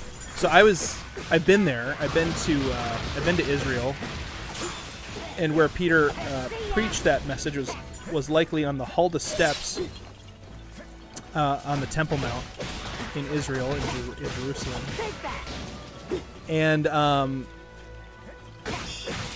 people are kind of like, how did that many people get baptized? Because it was like 2,000 people got baptized, 2,000 or 3,000 people got baptized right then and there after Peter preached on the Hulda steps.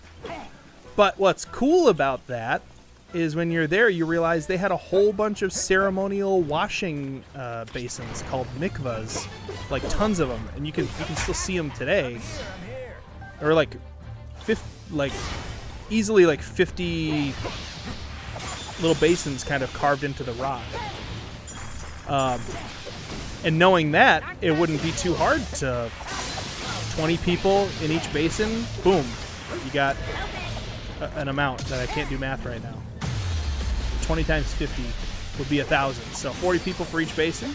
That's not that crazy. Isaiah 117. I'm gonna look up at that. I like learning people's favorite Bible verses. Some of them are funny, and not actually their favorite, but I think it's funny. Ooh, yes, that's good. Learn to do good. Seek justice. Correct oppression. Bring justice. Ooh, we need a. You got it.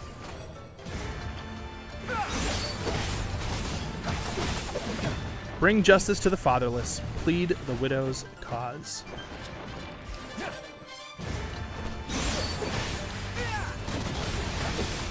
It's a good Bible verse. The basement would go bankrupt if they gifted a Switch 2 to every member. It's like, I don't know what you're talking about, Beastman. The Switch 2 is the least expensive console Nintendo has ever offered.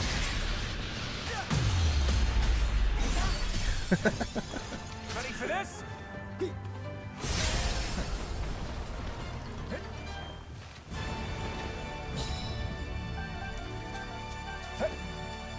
Now, if someone wants to talk to Nintendo and say, like, hey, Nintendo, you should give 50 Switch 2s to the basement so that they can, like, do some giveaways to promote the Switch 2, I can guarantee you that Nintendo wouldn't do that.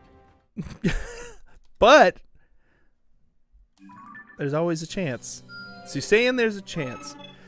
What if Batman was religious? I bet he'd read the Bible to all the criminals in Arkham over the speaker system. Like brainwashing them?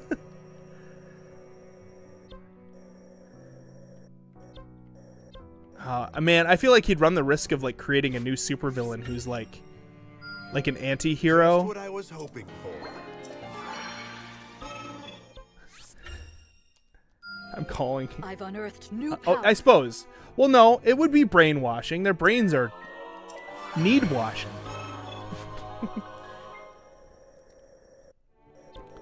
Yeah, Nintendo like doesn't sponsor anybody.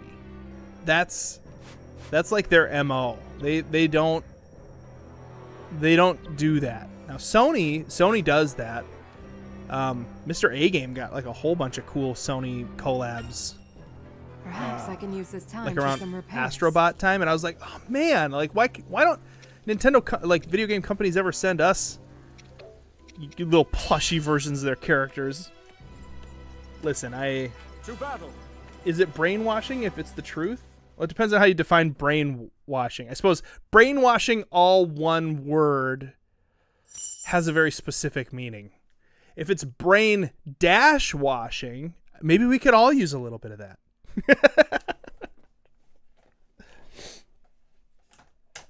Yeah. Is Mr. A Game a Christian? That is a question that I do know the answer to, but I don't know if he has made that necessarily public. That wouldn't necessarily be my job to say that. How's your day going today, Ted? It's going really well, Madison Maxwell. Good to see you. How you doing? Someone was asking the basement for a Switch, not Nintendo, but that's still true. Oh, well, I mean, I was saying that somebody could ask Nintendo to give the basement free Switches, and then we could give them one of those. But Nintendo's not going to give the basement free Switches. Yeah, you can absolutely ask Mr. A Game during the live stream. Or it might be common knowledge. I just don't know if it is. So it's...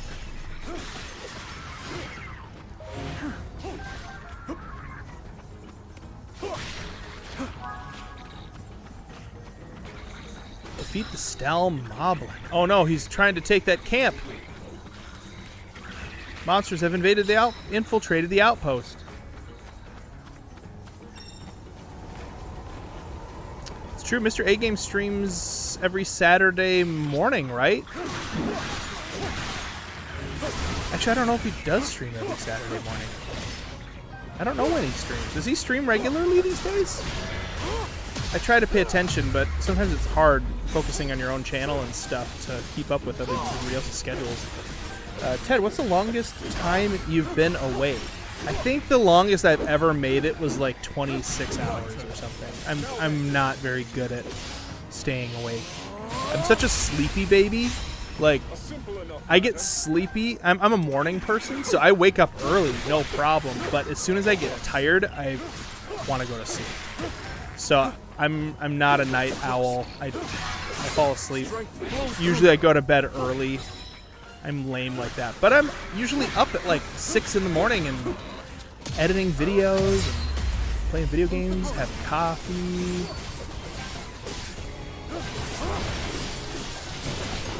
Okay, so he does stream on Saturdays. Yeah, one time back in elementary school, my PE teacher made me walk 5 laps around the gym, and when I tried to ask him for a rest, he made you keep going. It's over. Sometimes those gym teachers, man.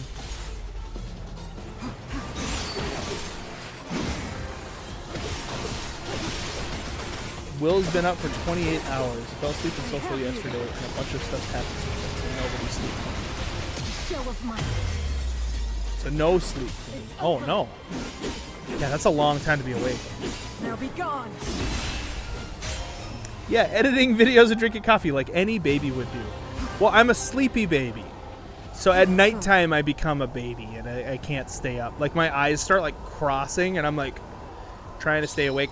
There is a video, I think Dr. Volk and Beastman probably know which one because I reference it all the time. But there's a video where you can actually hear me fall asleep. Wow. Raymond Bond, thank you so much for the consistent and incessant support over on in the super chats today. All right, Dad, I'm out of here for the day. Hope you have a good day at church tomorrow. See you next stream. I will have a great day at church tomorrow. It's going to be great, and we'll see you next stream. Thank you again for the super chat, Raymond Bond. Really appreciate you. These streams, by the way, are brought to you by super chats, Patreon patrons, members, people who pick up merch at the gift shop, and I'm missing one.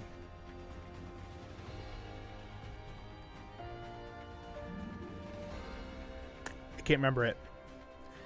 But all those of you who like kind of like partner with and help support the basement in like ways beyond, you know, greater beyonder ways. These streams are brought to you by you folks. Hey, Stargazer, thank you so much for becoming a member. Welcome. Welcome to the Basement Dwellers membership. Enjoy those emotes that you have. Oh, wait, you didn't become one. You've been one. Getting close to 2 years. Sorry, I have a new chat readout, and it just says new member, and that's wrong. 22 months, Stargazer. Thank you for 22 months. That's a long time. Let's get some almost 2-year hype going. But yes, members get the cool little basement couch next to their name, and they get access to basement-only emotes. Time to make ready. Let's move out. Sometimes I'll do a members only stream. What I would rather do, other than members only content, like I don't like using YouTube's delivery systems for perks because they don't work all that great, like in my opinion. So what I would rather do in the future is do like Patreon patron only streams or something like that. But members only streams, like one of the big problems with a members only stream, for example, is the moderators have to be members in order to moderate the stream. That's stupid. I should be able to like members and select, like I should be able to choose some select people to have access to it. But because you can't do that, it only allows members, right? But a Patreon only stream, I could make an unlisted stream, post it in Patreon, post it in Discord, and then people would know that it's happening, and they could come in, and only the Patreon patrons would know how to get to it. So maybe I'll do one of those in the future. But anyway, sometimes we have done members only streams. Sometimes I've done like a bonus hour after the stream is done.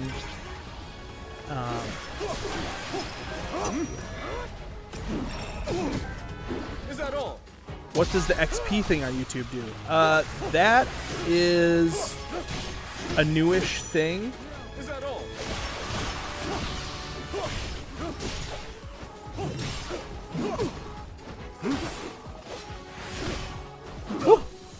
Is that all? Terrible 2s are a great member to get away with more stuff on the account. It's just a phase, so we'll respect the mods and rules. Yes, please respect the mods and rules. So I don't know what the XP thing does really. I think all it does is it like, contributes to that crown thing, and you get XP for doing super chats and super stickers. I wish they would just integrate like a points system thing like Twitch has, because that's awesome. Like I love that you can dole out rewards for channel points, and it's not all run inside of the chat like that most chatbots have to do using commands and things. Yeah, it's engagement in chat, and super chats and super stickers are also taken into account. I do believe that's how you earn XP.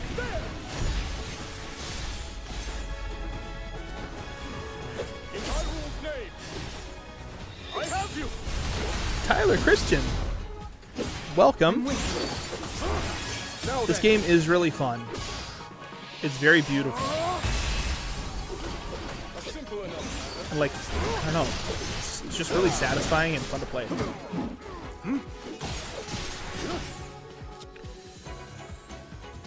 Let's try a hydrant.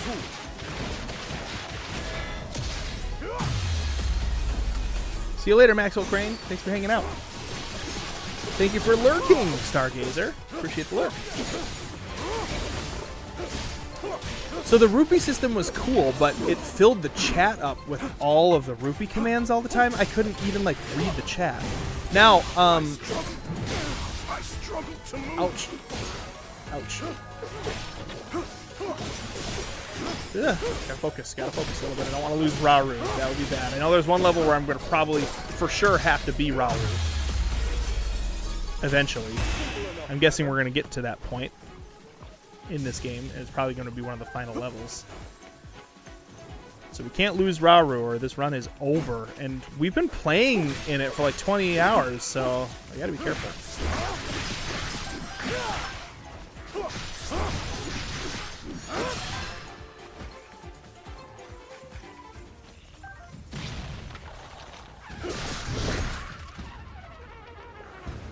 What's that move? I'll do as you ask. This then. Too close. I don't know if I even have an item that can do that. No. Yeah, I don't have an item that can do anything to that guy.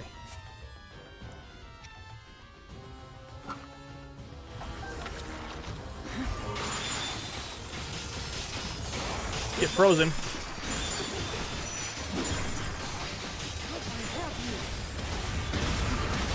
The end has come. The stream is going to be going on for another 45 minutes. Now, I'm going to go get something to eat. So I'm very hungry. My sons and I camped out in the backyard in a tent last night, and we had steak cooked on the fire. Because we have just acquired a bunch of venison. So we enjoyed that. And we had... we made Outdoor Boys recipe of bread on the fire. We even cooked some of it directly on the coals, which was cool. Take this. This then.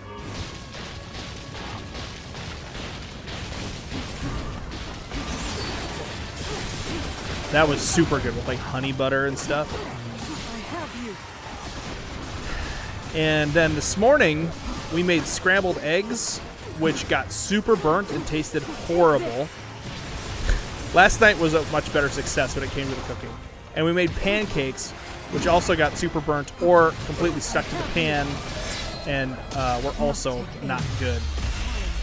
So breakfast this morning was a huge letdown. I haven't eaten anything since then, so I'm excited to have anything else. Gladly, Minoru.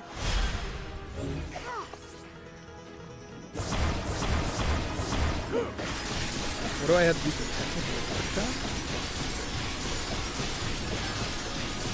Shrine, shrine, shrine. Gerudo, shrine, shrine, shrine. Now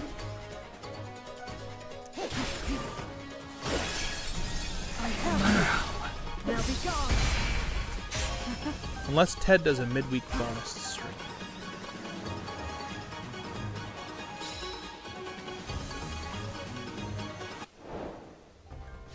That's the Yeah, kind of at humor least I you can burnt the expect food in the outside basement versus Monday inside. through That's Friday. true. Also On Saturdays.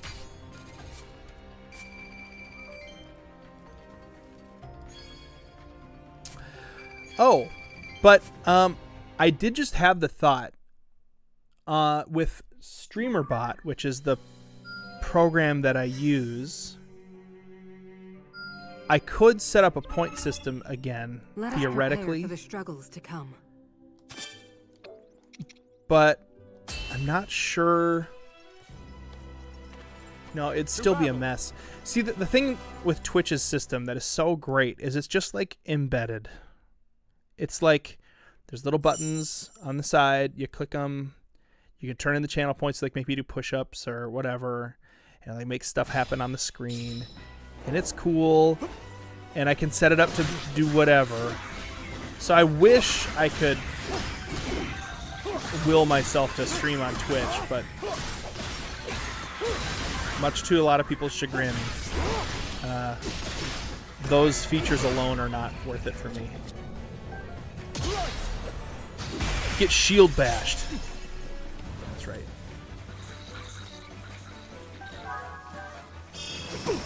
What do I look like without glasses? I look like this. that's how I look. Oh, you want to know what like my appearance, my visage is? I'm kidding. I was making my eyes look weird. I look like this. Weird. I look weird without glasses. I used to wear contacts a ton in college and high school. And then I realized that I prefer glasses. My eyes are like really sensitive when I wear contacts, and so they get dried out. They feel awful.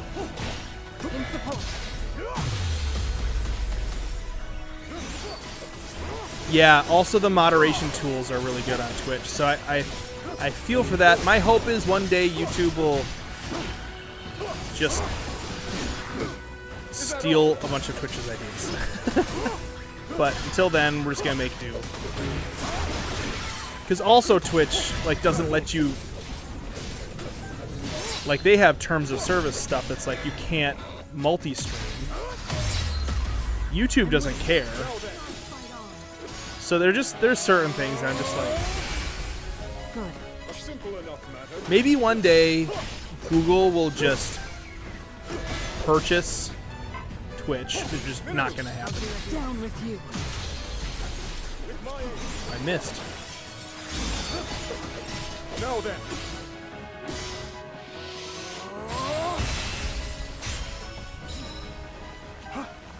Why does there have to be point systems? Oh, there doesn't have to be point systems, but they can add a little extra fun to the streams. And there are fun ways that I can interact then too. But I like the point systems too because it like encourages people to like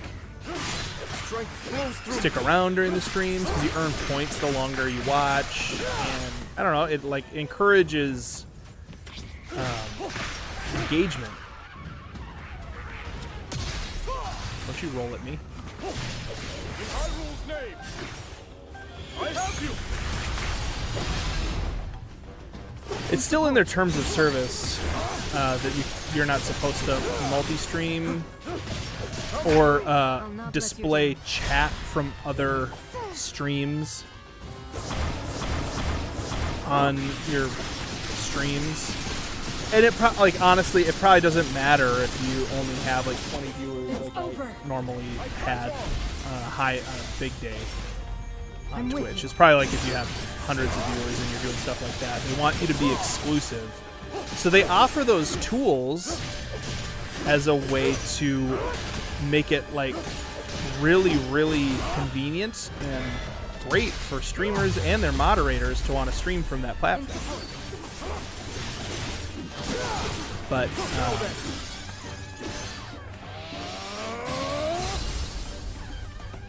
when it comes to discoverability and a lot of different factors, YouTube is just the place for us. It's where we decided to kind of set up camp.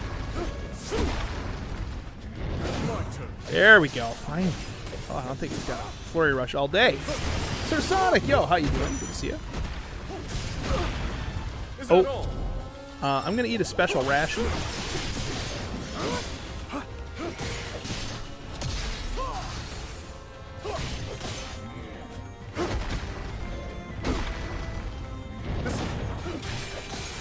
Minoru, do something. Don't just stand there. Jeez. Thank you for becoming a member. Sean Sewell, thank you so much for becoming a Basement Dweller member. Enjoy those emotes and member perks.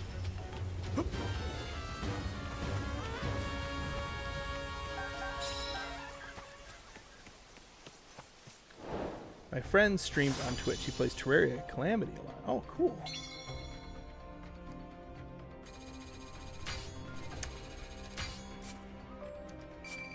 What's Wildcraft?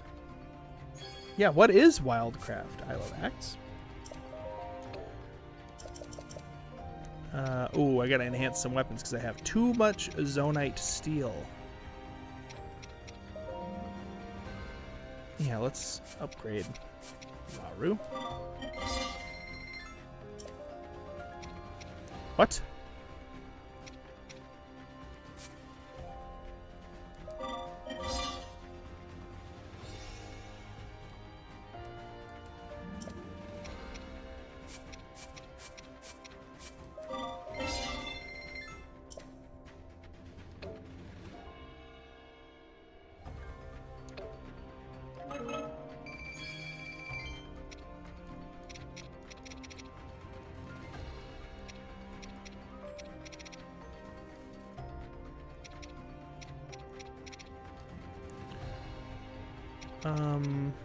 Yeah, cool. We got all the stuff. All right.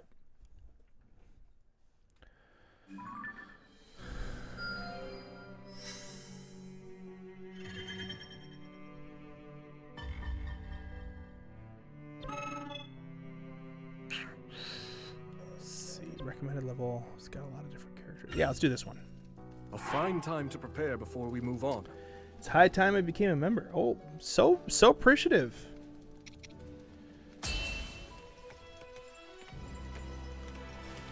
Let's move out.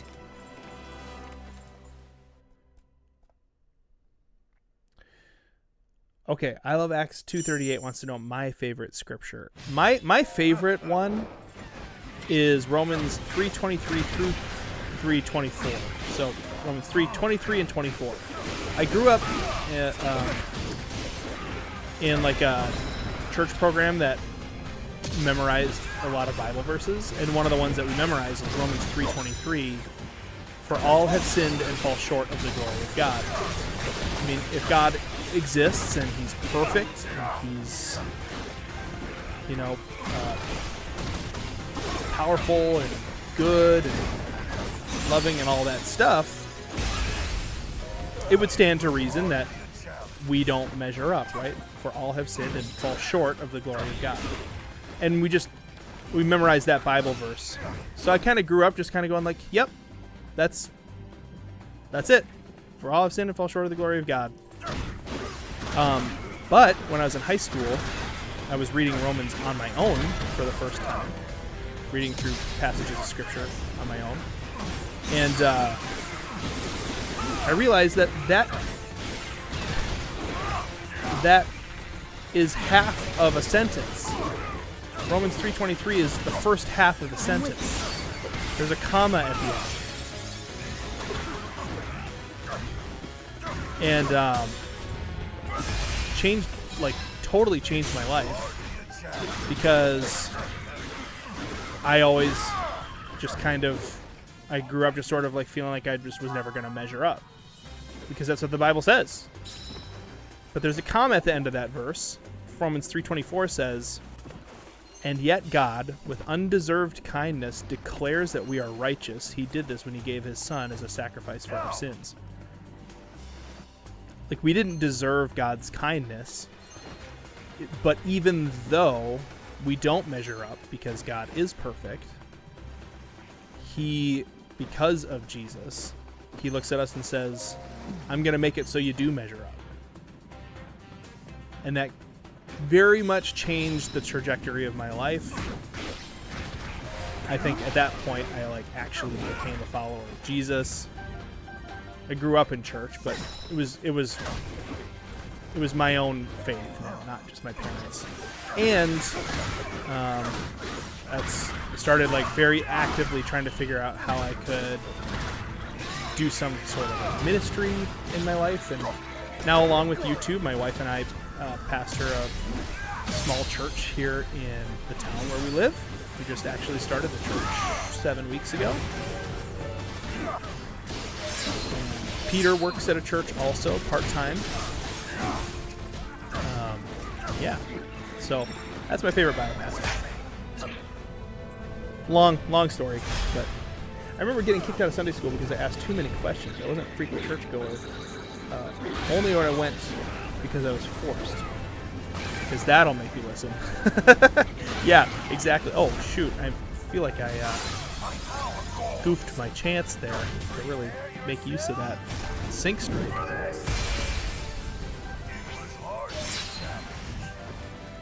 Yeah. I'm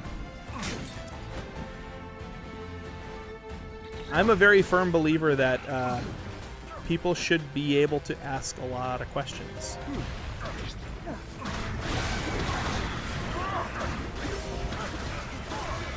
If a belief system can't stand up to questions, I don't put a lot of stock in a belief system like that. So what I like to say is, God's not afraid of your questions. And I'm not too prideful of a person to be able to admit if I don't know an answer. So ask your question, and if I don't know the answer, we'll look into it together, and maybe we'll both learn something.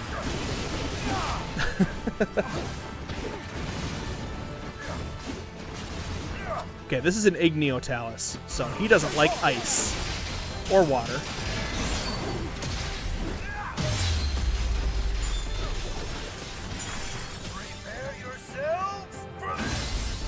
Prepare for trouble. Make it double. Gonna turn this talus into rubble. Meowth, that's right.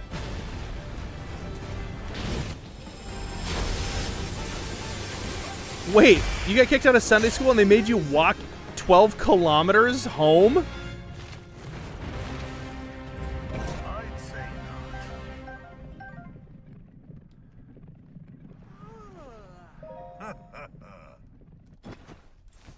Oh, you did. Oh, you did that on. Okay, I mean, still, it's not great, but I mean, at least they didn't say you can walk home now because you asked too many questions.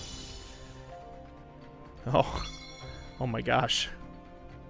Was your grandma pretty worried when she realized you weren't at church when church was over? As a Sunday school teacher, I enjoy the questions, though sometimes they'll tell the child to wait until the lesson's over if things are getting too off topic. Yeah, sometimes it's not always the right time for certain questions, right? Good evening, people of the basement.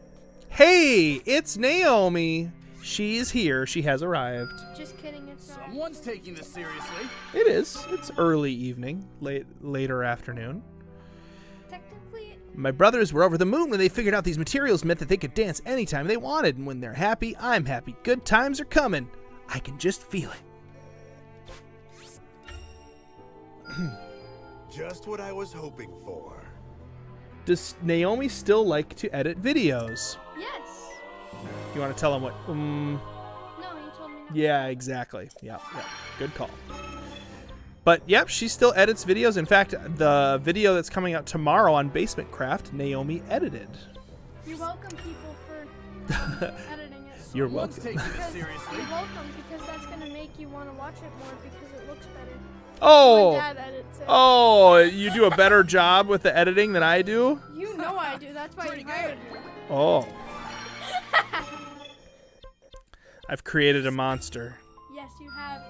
I would expect no less. Peter created that monster. Time for an upgrade. Lady Minoru had little difficulty in fine-tuning the Purapad's functionality, and now we can assign more items to the material sensor. This should help us track down monsters and gather materials even more easily than before.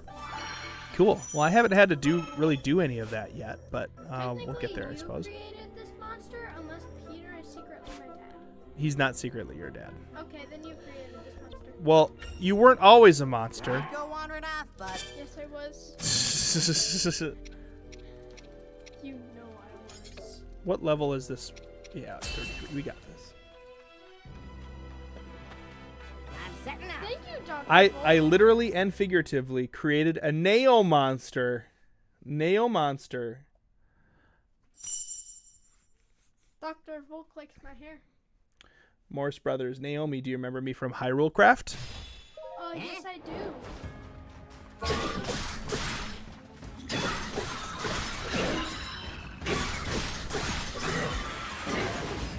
Edit Showdown Challenge.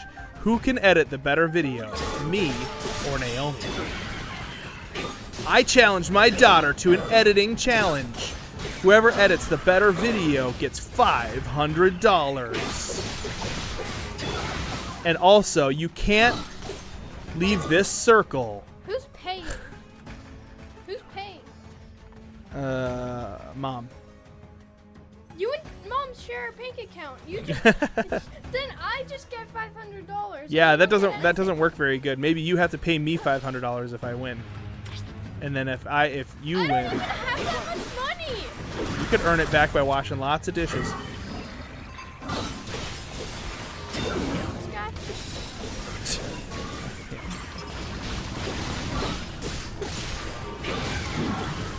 Very weird. I'm not Christian exactly, but I believe in a higher source. I refer to as God. It's easier, but I don't personally. And no respect to anyone who goes to church. Yep, I know. Tons of different people have different. Ask someone else next time. Whoa! Ideas about who God is and whatnot, and sometimes that can be really shaped by if you had a bad experience at church. Sounds like you didn't have a really good experience growing up in church either.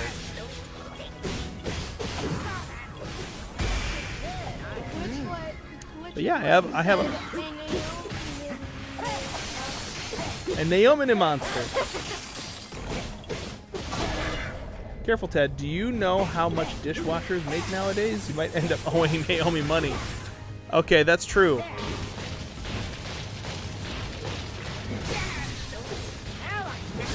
Yeah, I do have to be careful.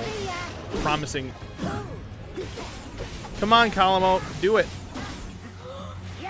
I can make more money than you. By washing the dishes. I don't want to do that.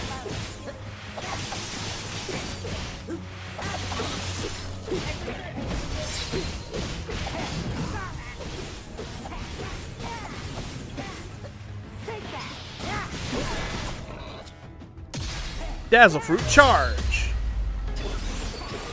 I'm not just a traveler. Okay. He throws honey bees. I can fight too. Bees. Pretty good, aren't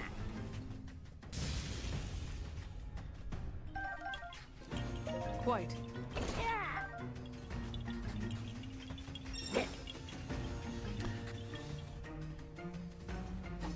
I put on my. Ooh, a new Gerudo called Sholani, a Gerudo swordsman who serves at Artie's side. Her relentless training has made her sword strikes extremely precise, allowing her to cut down enemies with ease. Press X with proper timing after using any of her strong attacks for a more powerful attack.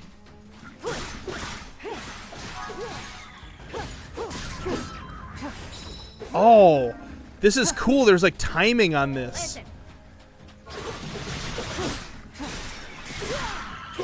Whoa, she's cool. Oh, I like her.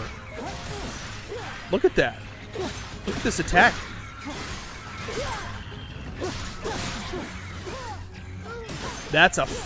This is a fun character to be. No, Zonai colors. But look at this. Like, you have to, like, time the attacks in the right way.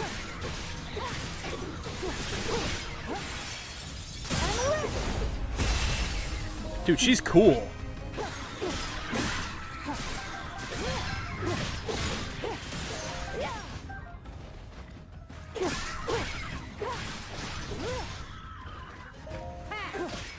Okay, that's too... She's too fun to use. Calamo, I gotcha. What? Calamo. I gotcha.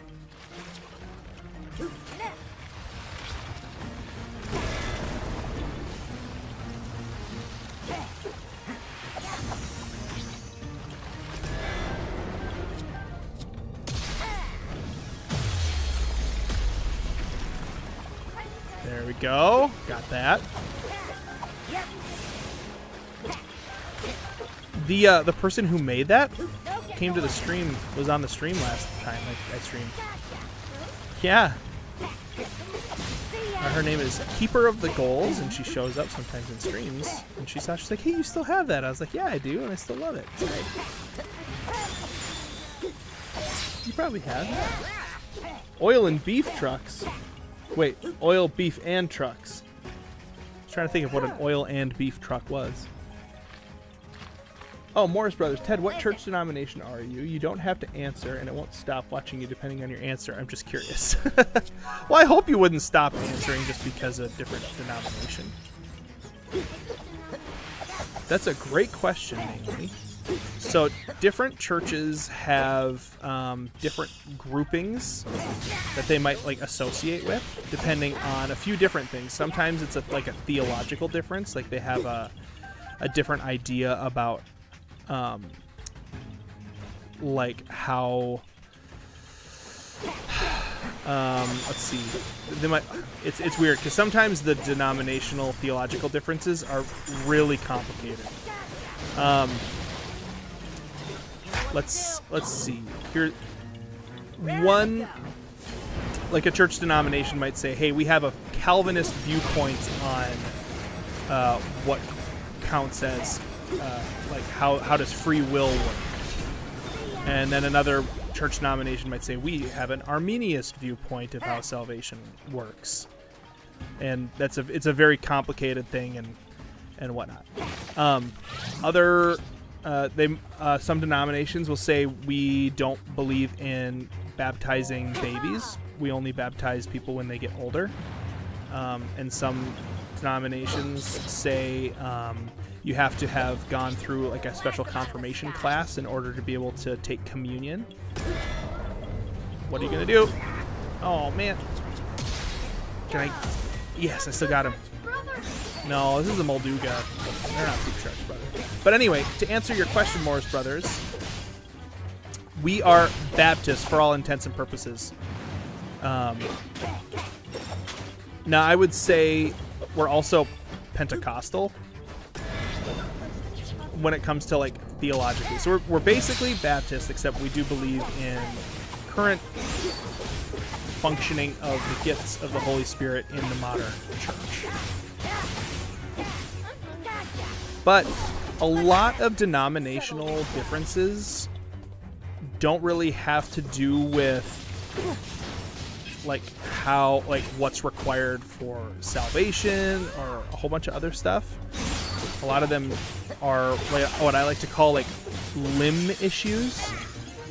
Like you're a Christian church if you agree on the trunk issues. Like Christians believe that Jesus Christ is God, and there's like a Trinity and like things like that. There are some specific tenets of Christian faith that make it Christian. But then beyond that, on some more of the complicated questions or like deep theological questions, different denominations might have that.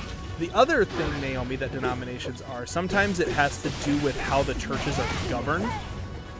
So like who's in charge of the churches. Sometimes churches have like, a structure where they require all of their churches to be led by vote of the membership. Some churches have specific rules about like there might be pastors that are in charge of like 5 or 6 churches. Where'd you go? Yeah, and so a lot of times that's like governance is another thing that separates a lot of denominations too. But yeah. Did the Anglican Church just split? I didn't know that. Baptist is the one with the water, right? I'm trying to remember. Well, pretty much all Christian denominations would use water. So one of the things that separates Baptist is usually the idea of a believer's baptism. So the idea is that you would profess your faith before getting baptized.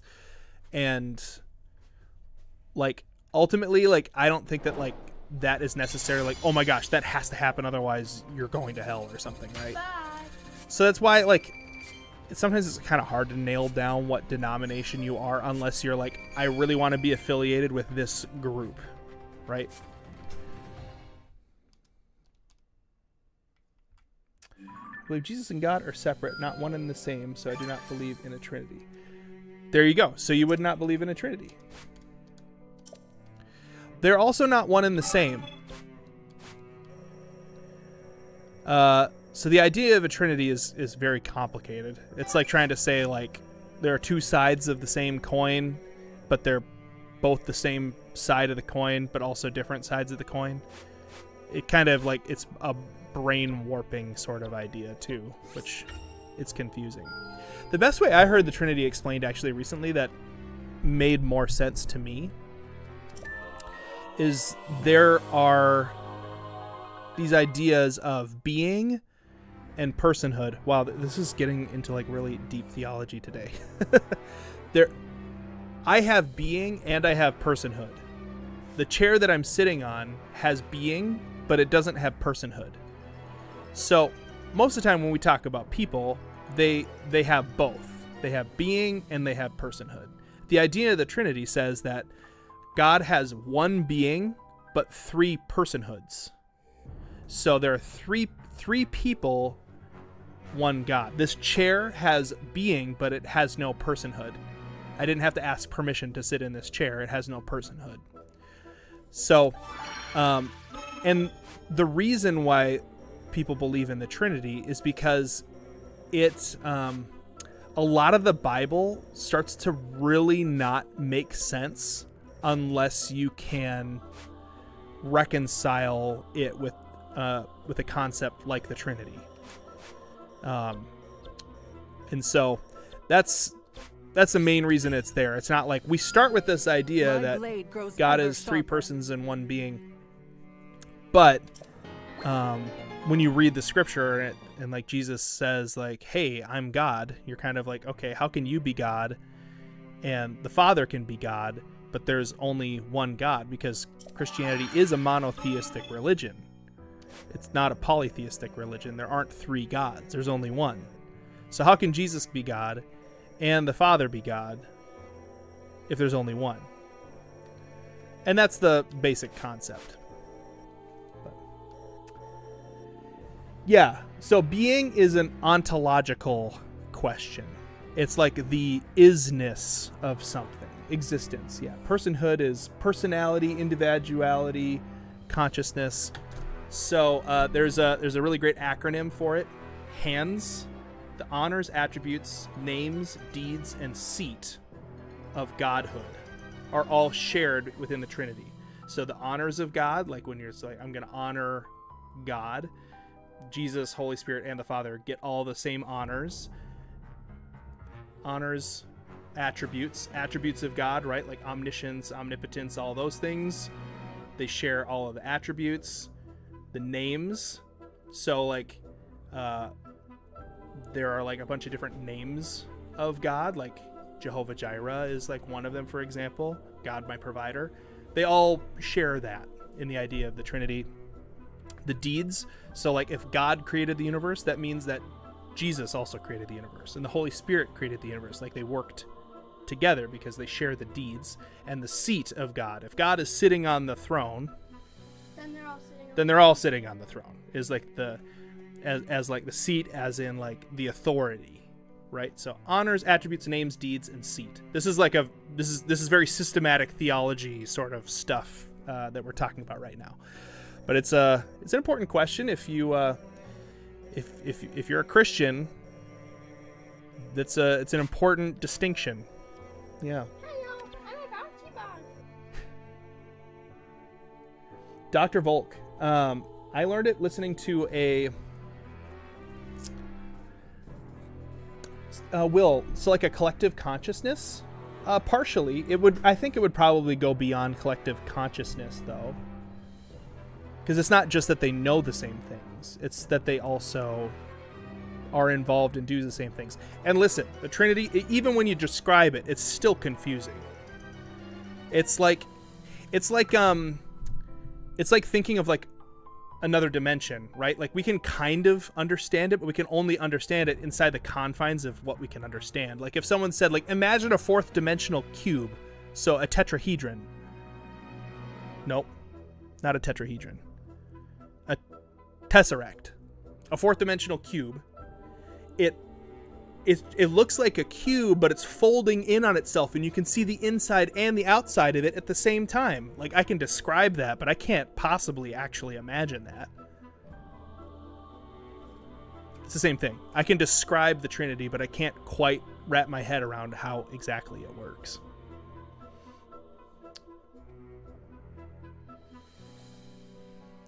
Yeah, Sir Sonic 900, that's where you and I would disagree. And that's okay. It's okay to disagree with each other, right? I would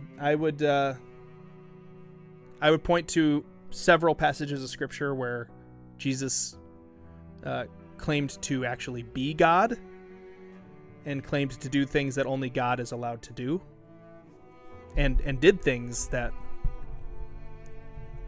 were so blasphemous from the eyes of the Jews that they tried to kill him for it. So it wasn't like he was hinting around at the idea. Otherwise, they wouldn't have tried to kill him for it. But I understand. Different people hold different beliefs. I'm not going to try to, like, convince anybody over a live stream about Zelda on this kind of topic. But yeah, that's the thing with humans. We have to experience something to understand something. It's true. It's Mangoes. Where do you buy Age of Imprisonment? Well, I got it on the Nintendo shop, like the Nintendo eShop. But I'm sure you can just buy it at the store. But yeah, you need to have it. You need to have a Switch 2 for it. Okay, yes, a Tesseract. That makes more sense to me. Yeah, exactly. Like, thanks for the analogy that still is imperceptible to the human mind. I think we can have these impromptu theological discussions. It's just so natural and comforting. Well, I mean, you know, it could become, you know, like it's one of those topics that if you're not careful, it can become extremely heated because it is deep held beliefs, you know, like for example, for me and Sir Sonic to disagree on this, that could be, you could take it really personally and be like, oh my gosh, that person is attacking me, like who I am, you know? And it's important to remember in those conversations that, like, I don't think either one of us, like, you know, Sir Sonic and I would disagree on this, but I don't think he hates me, and I don't hate Sir Sonic either. You know, it's okay. Whenever I hear Tesseract, I think Avengers. Yeah, exactly. That's where most people would probably know Tesseract from, right? We do plan on making more Link and Lunk videos, Carrie. Yeah. But Dr. Volk, you had mentioned that you hadn't heard the hands thing before, so I don't know if you have ever seen a video featuring Wesley Huff. He talks about that sometimes. Someone asked him once. Good. I don't want you to feel attacked, Sir Sonic. Absolutely not. Good. That is my hope. It seems I've improved. I heard an interview. Wesley Huff is a biblical scholar. He studies ancient manuscripts to date them and spot manuscripts that maybe were fakes or are the real deal. And he's very, very smart dude. He's from Canada, which, you know, maybe that's why he's smart. I don't know. Smelda's sassier. Smelda is sassier.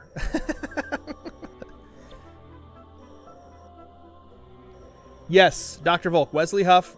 Just watch a ton of Wes Huff stuff. It's super interesting. He has some really, really great videos talking about a fine showing. How you can... How scholars have determined the accuracy of Scripture, like the New Testament and the Old Testament, and which is a really big question. I mean, it's a really old book that claims to be right. Like, either it's wrong, or it's right. It claims that the whole thing is right. So either it's right, or it's wrong. And so, why did my controller disconnect? That was weird. And so I've spent a lot of time listening to Wesley Huff in the last couple of years, and I appreciate that guy. And he's super kind about it too. Like, he has conversations with people who are, like, honestly just trying to figure out, like, is the Bible even something worth trusting, or is it just made up by a bunch of people, or like, what's the deal with it? And he answers the questions in a way that isn't like, oh, you're such an idiot, I can't believe you wouldn't believe the Bible. Like, he's like, well, this is what non-Christian scholars agree on. Here's what here's what we look at if we look at the evidence of stuff. Here's how we can tell these books were written during that time period in the right places. Here's how we can tell, like why was this book included in the Bible and this other one not included in the Bible? He covers those things, and he does it in a way that it's like, yep, you can verify that stuff. It's just really good.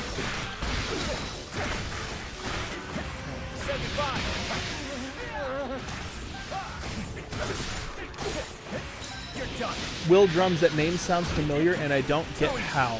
He had an interview on Joe Rogan, which is not a family-friendly podcast. If any of you out there are like, "Ooh, I'm gonna go listen to Joe Rogan," not family-friendly. Ready for this?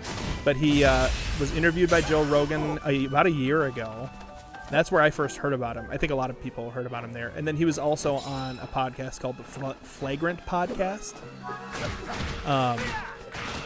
where they asked him a ton of questions and stuff there too. But they had questions about like the Book of Enoch, and they had questions about like the Gnostic Gospels and stuff like that. He addresses those questions with a lot of grace and love and patience, and he's not a jerk about it, which I really appreciate. Some people can be jerks about it.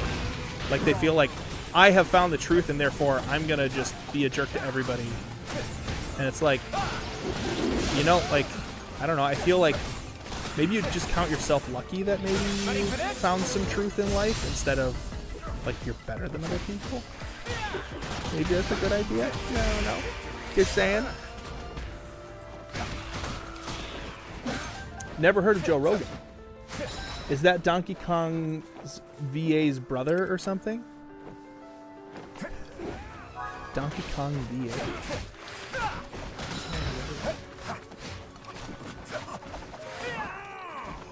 What if Smelda went back in time? Yeah, you know what? I wonder if that's the real theory, is that Zelda didn't actually travel back in time, but in fact was Smelda, and Zelda was back in the normal time the whole time.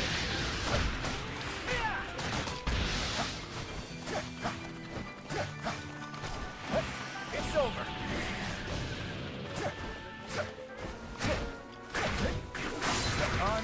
Oh, yeah, he's not related to Seth Rogen. No, they're different guy.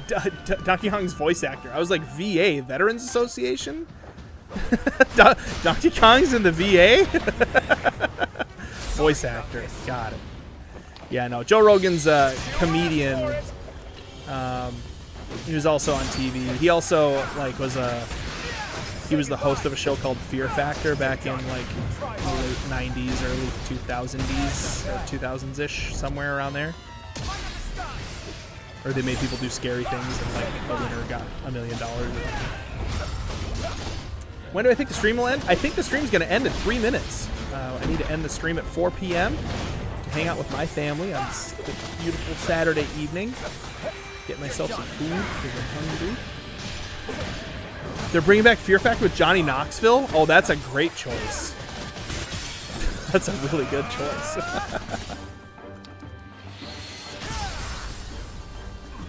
Smelda needs some sass. She does.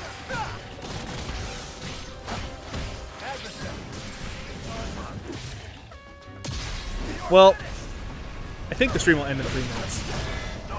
This game has been interesting because sometimes I have to stream a little longer because I'm in the middle of a level. So can't, like, really stop. But it looks like we'll finish this level up.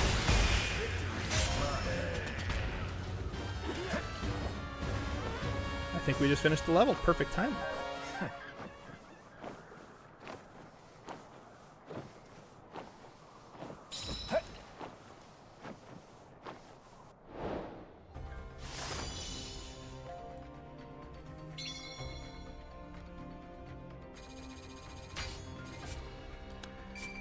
Yeah, I think, you know, my thought is, I feel like Jesus was a very, very wise person. I think most people would agree on that, if they agree that he existed. But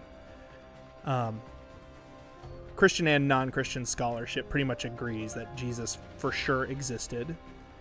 And Christian and non-Christian scholarship also agrees that something happened that was so crazy that people started to worship him very, very early on after he was crucified. And that's, I mean, Christian and non-Christians agree on that part. Then it gets into, you know, Christians versus, like, you know, what do you believe that Jesus actually said about himself? You know, I believe that he claimed to be God, which means if he claimed to be God, he's either a crazy person or a liar, or he actually is God. And I don't think I can put him in either of the other two camps. He didn't, like, doesn't come across as a crazy person or a liar to me.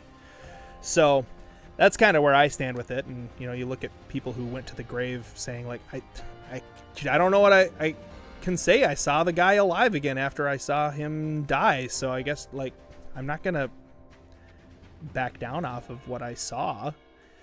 You know, I'm convinced by a lot of different things about it, but that's just me. But I do think that it's not worth killing people over. I think that is a terrible thing, right? I think people should learn to love each other. And to push back a little bit on you, Dr. Volk, I think humans can do a lot better than just coexist. I feel like coexisting is like, I'll put up with you. You know, I'll tolerate your existence.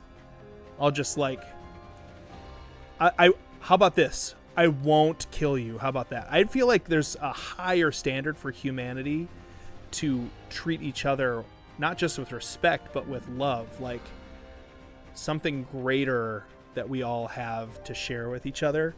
And I feel like coexisting or tolerating or respecting is such a low bar compared to what I feel like we're called to as humans. So that's my goal anyway, is try to figure out how can we go beyond that. You know, how can we learn to love people well? Yeah. No, Dr. Volk, I'm not criticizing you. Obviously, I'm super thankful for you. Yeah. If someone hurts you, demote them down to just coexisting. Yeah, there's something to be said too about, you know, wisdom, right? You can love someone and you can care about them, but also that doesn't mean you need to hang out with them. You know, like if someone, you know, there are some terrible things that people have done to each other, and in those situations, I would not counsel, someone to necessarily go and live in that same house with that person again after something like that happened, right?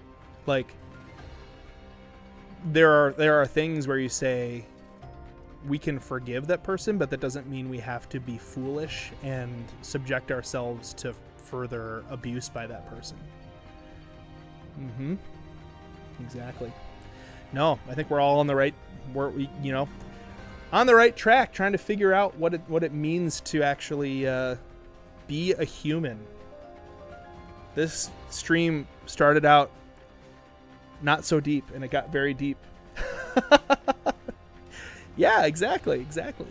No, this is good stuff, guys. I super appreciate all of you. Thank you for hanging out with me during my stream today. During our stream, really. This is the Basement's stream. This is all of your platform, too. We have a good time. Thanks for hanging out as we played some more Hyrule Warriors Age of Imprisonment. Thank you to everybody who super chatted, donated, Patreoned, picked up merch from the gift shop. All those things super help, especially during the school year. Basement views drop a lot, and we're okay with that, but it really helps a lot since Peter and I do this as a job. So thank you guys. It really does mean a lot to us. And with that, we'll see you guys next time for the next stream, but also we got videos coming out all the time across different channels and stuff like that. So we'll see you next time, and until next time, I think that you guys are more a donut than things that are made early in the morning at bakeries. In the basement. That's the kind of humor you can expect in the basement Monday through Friday. Also on Saturday.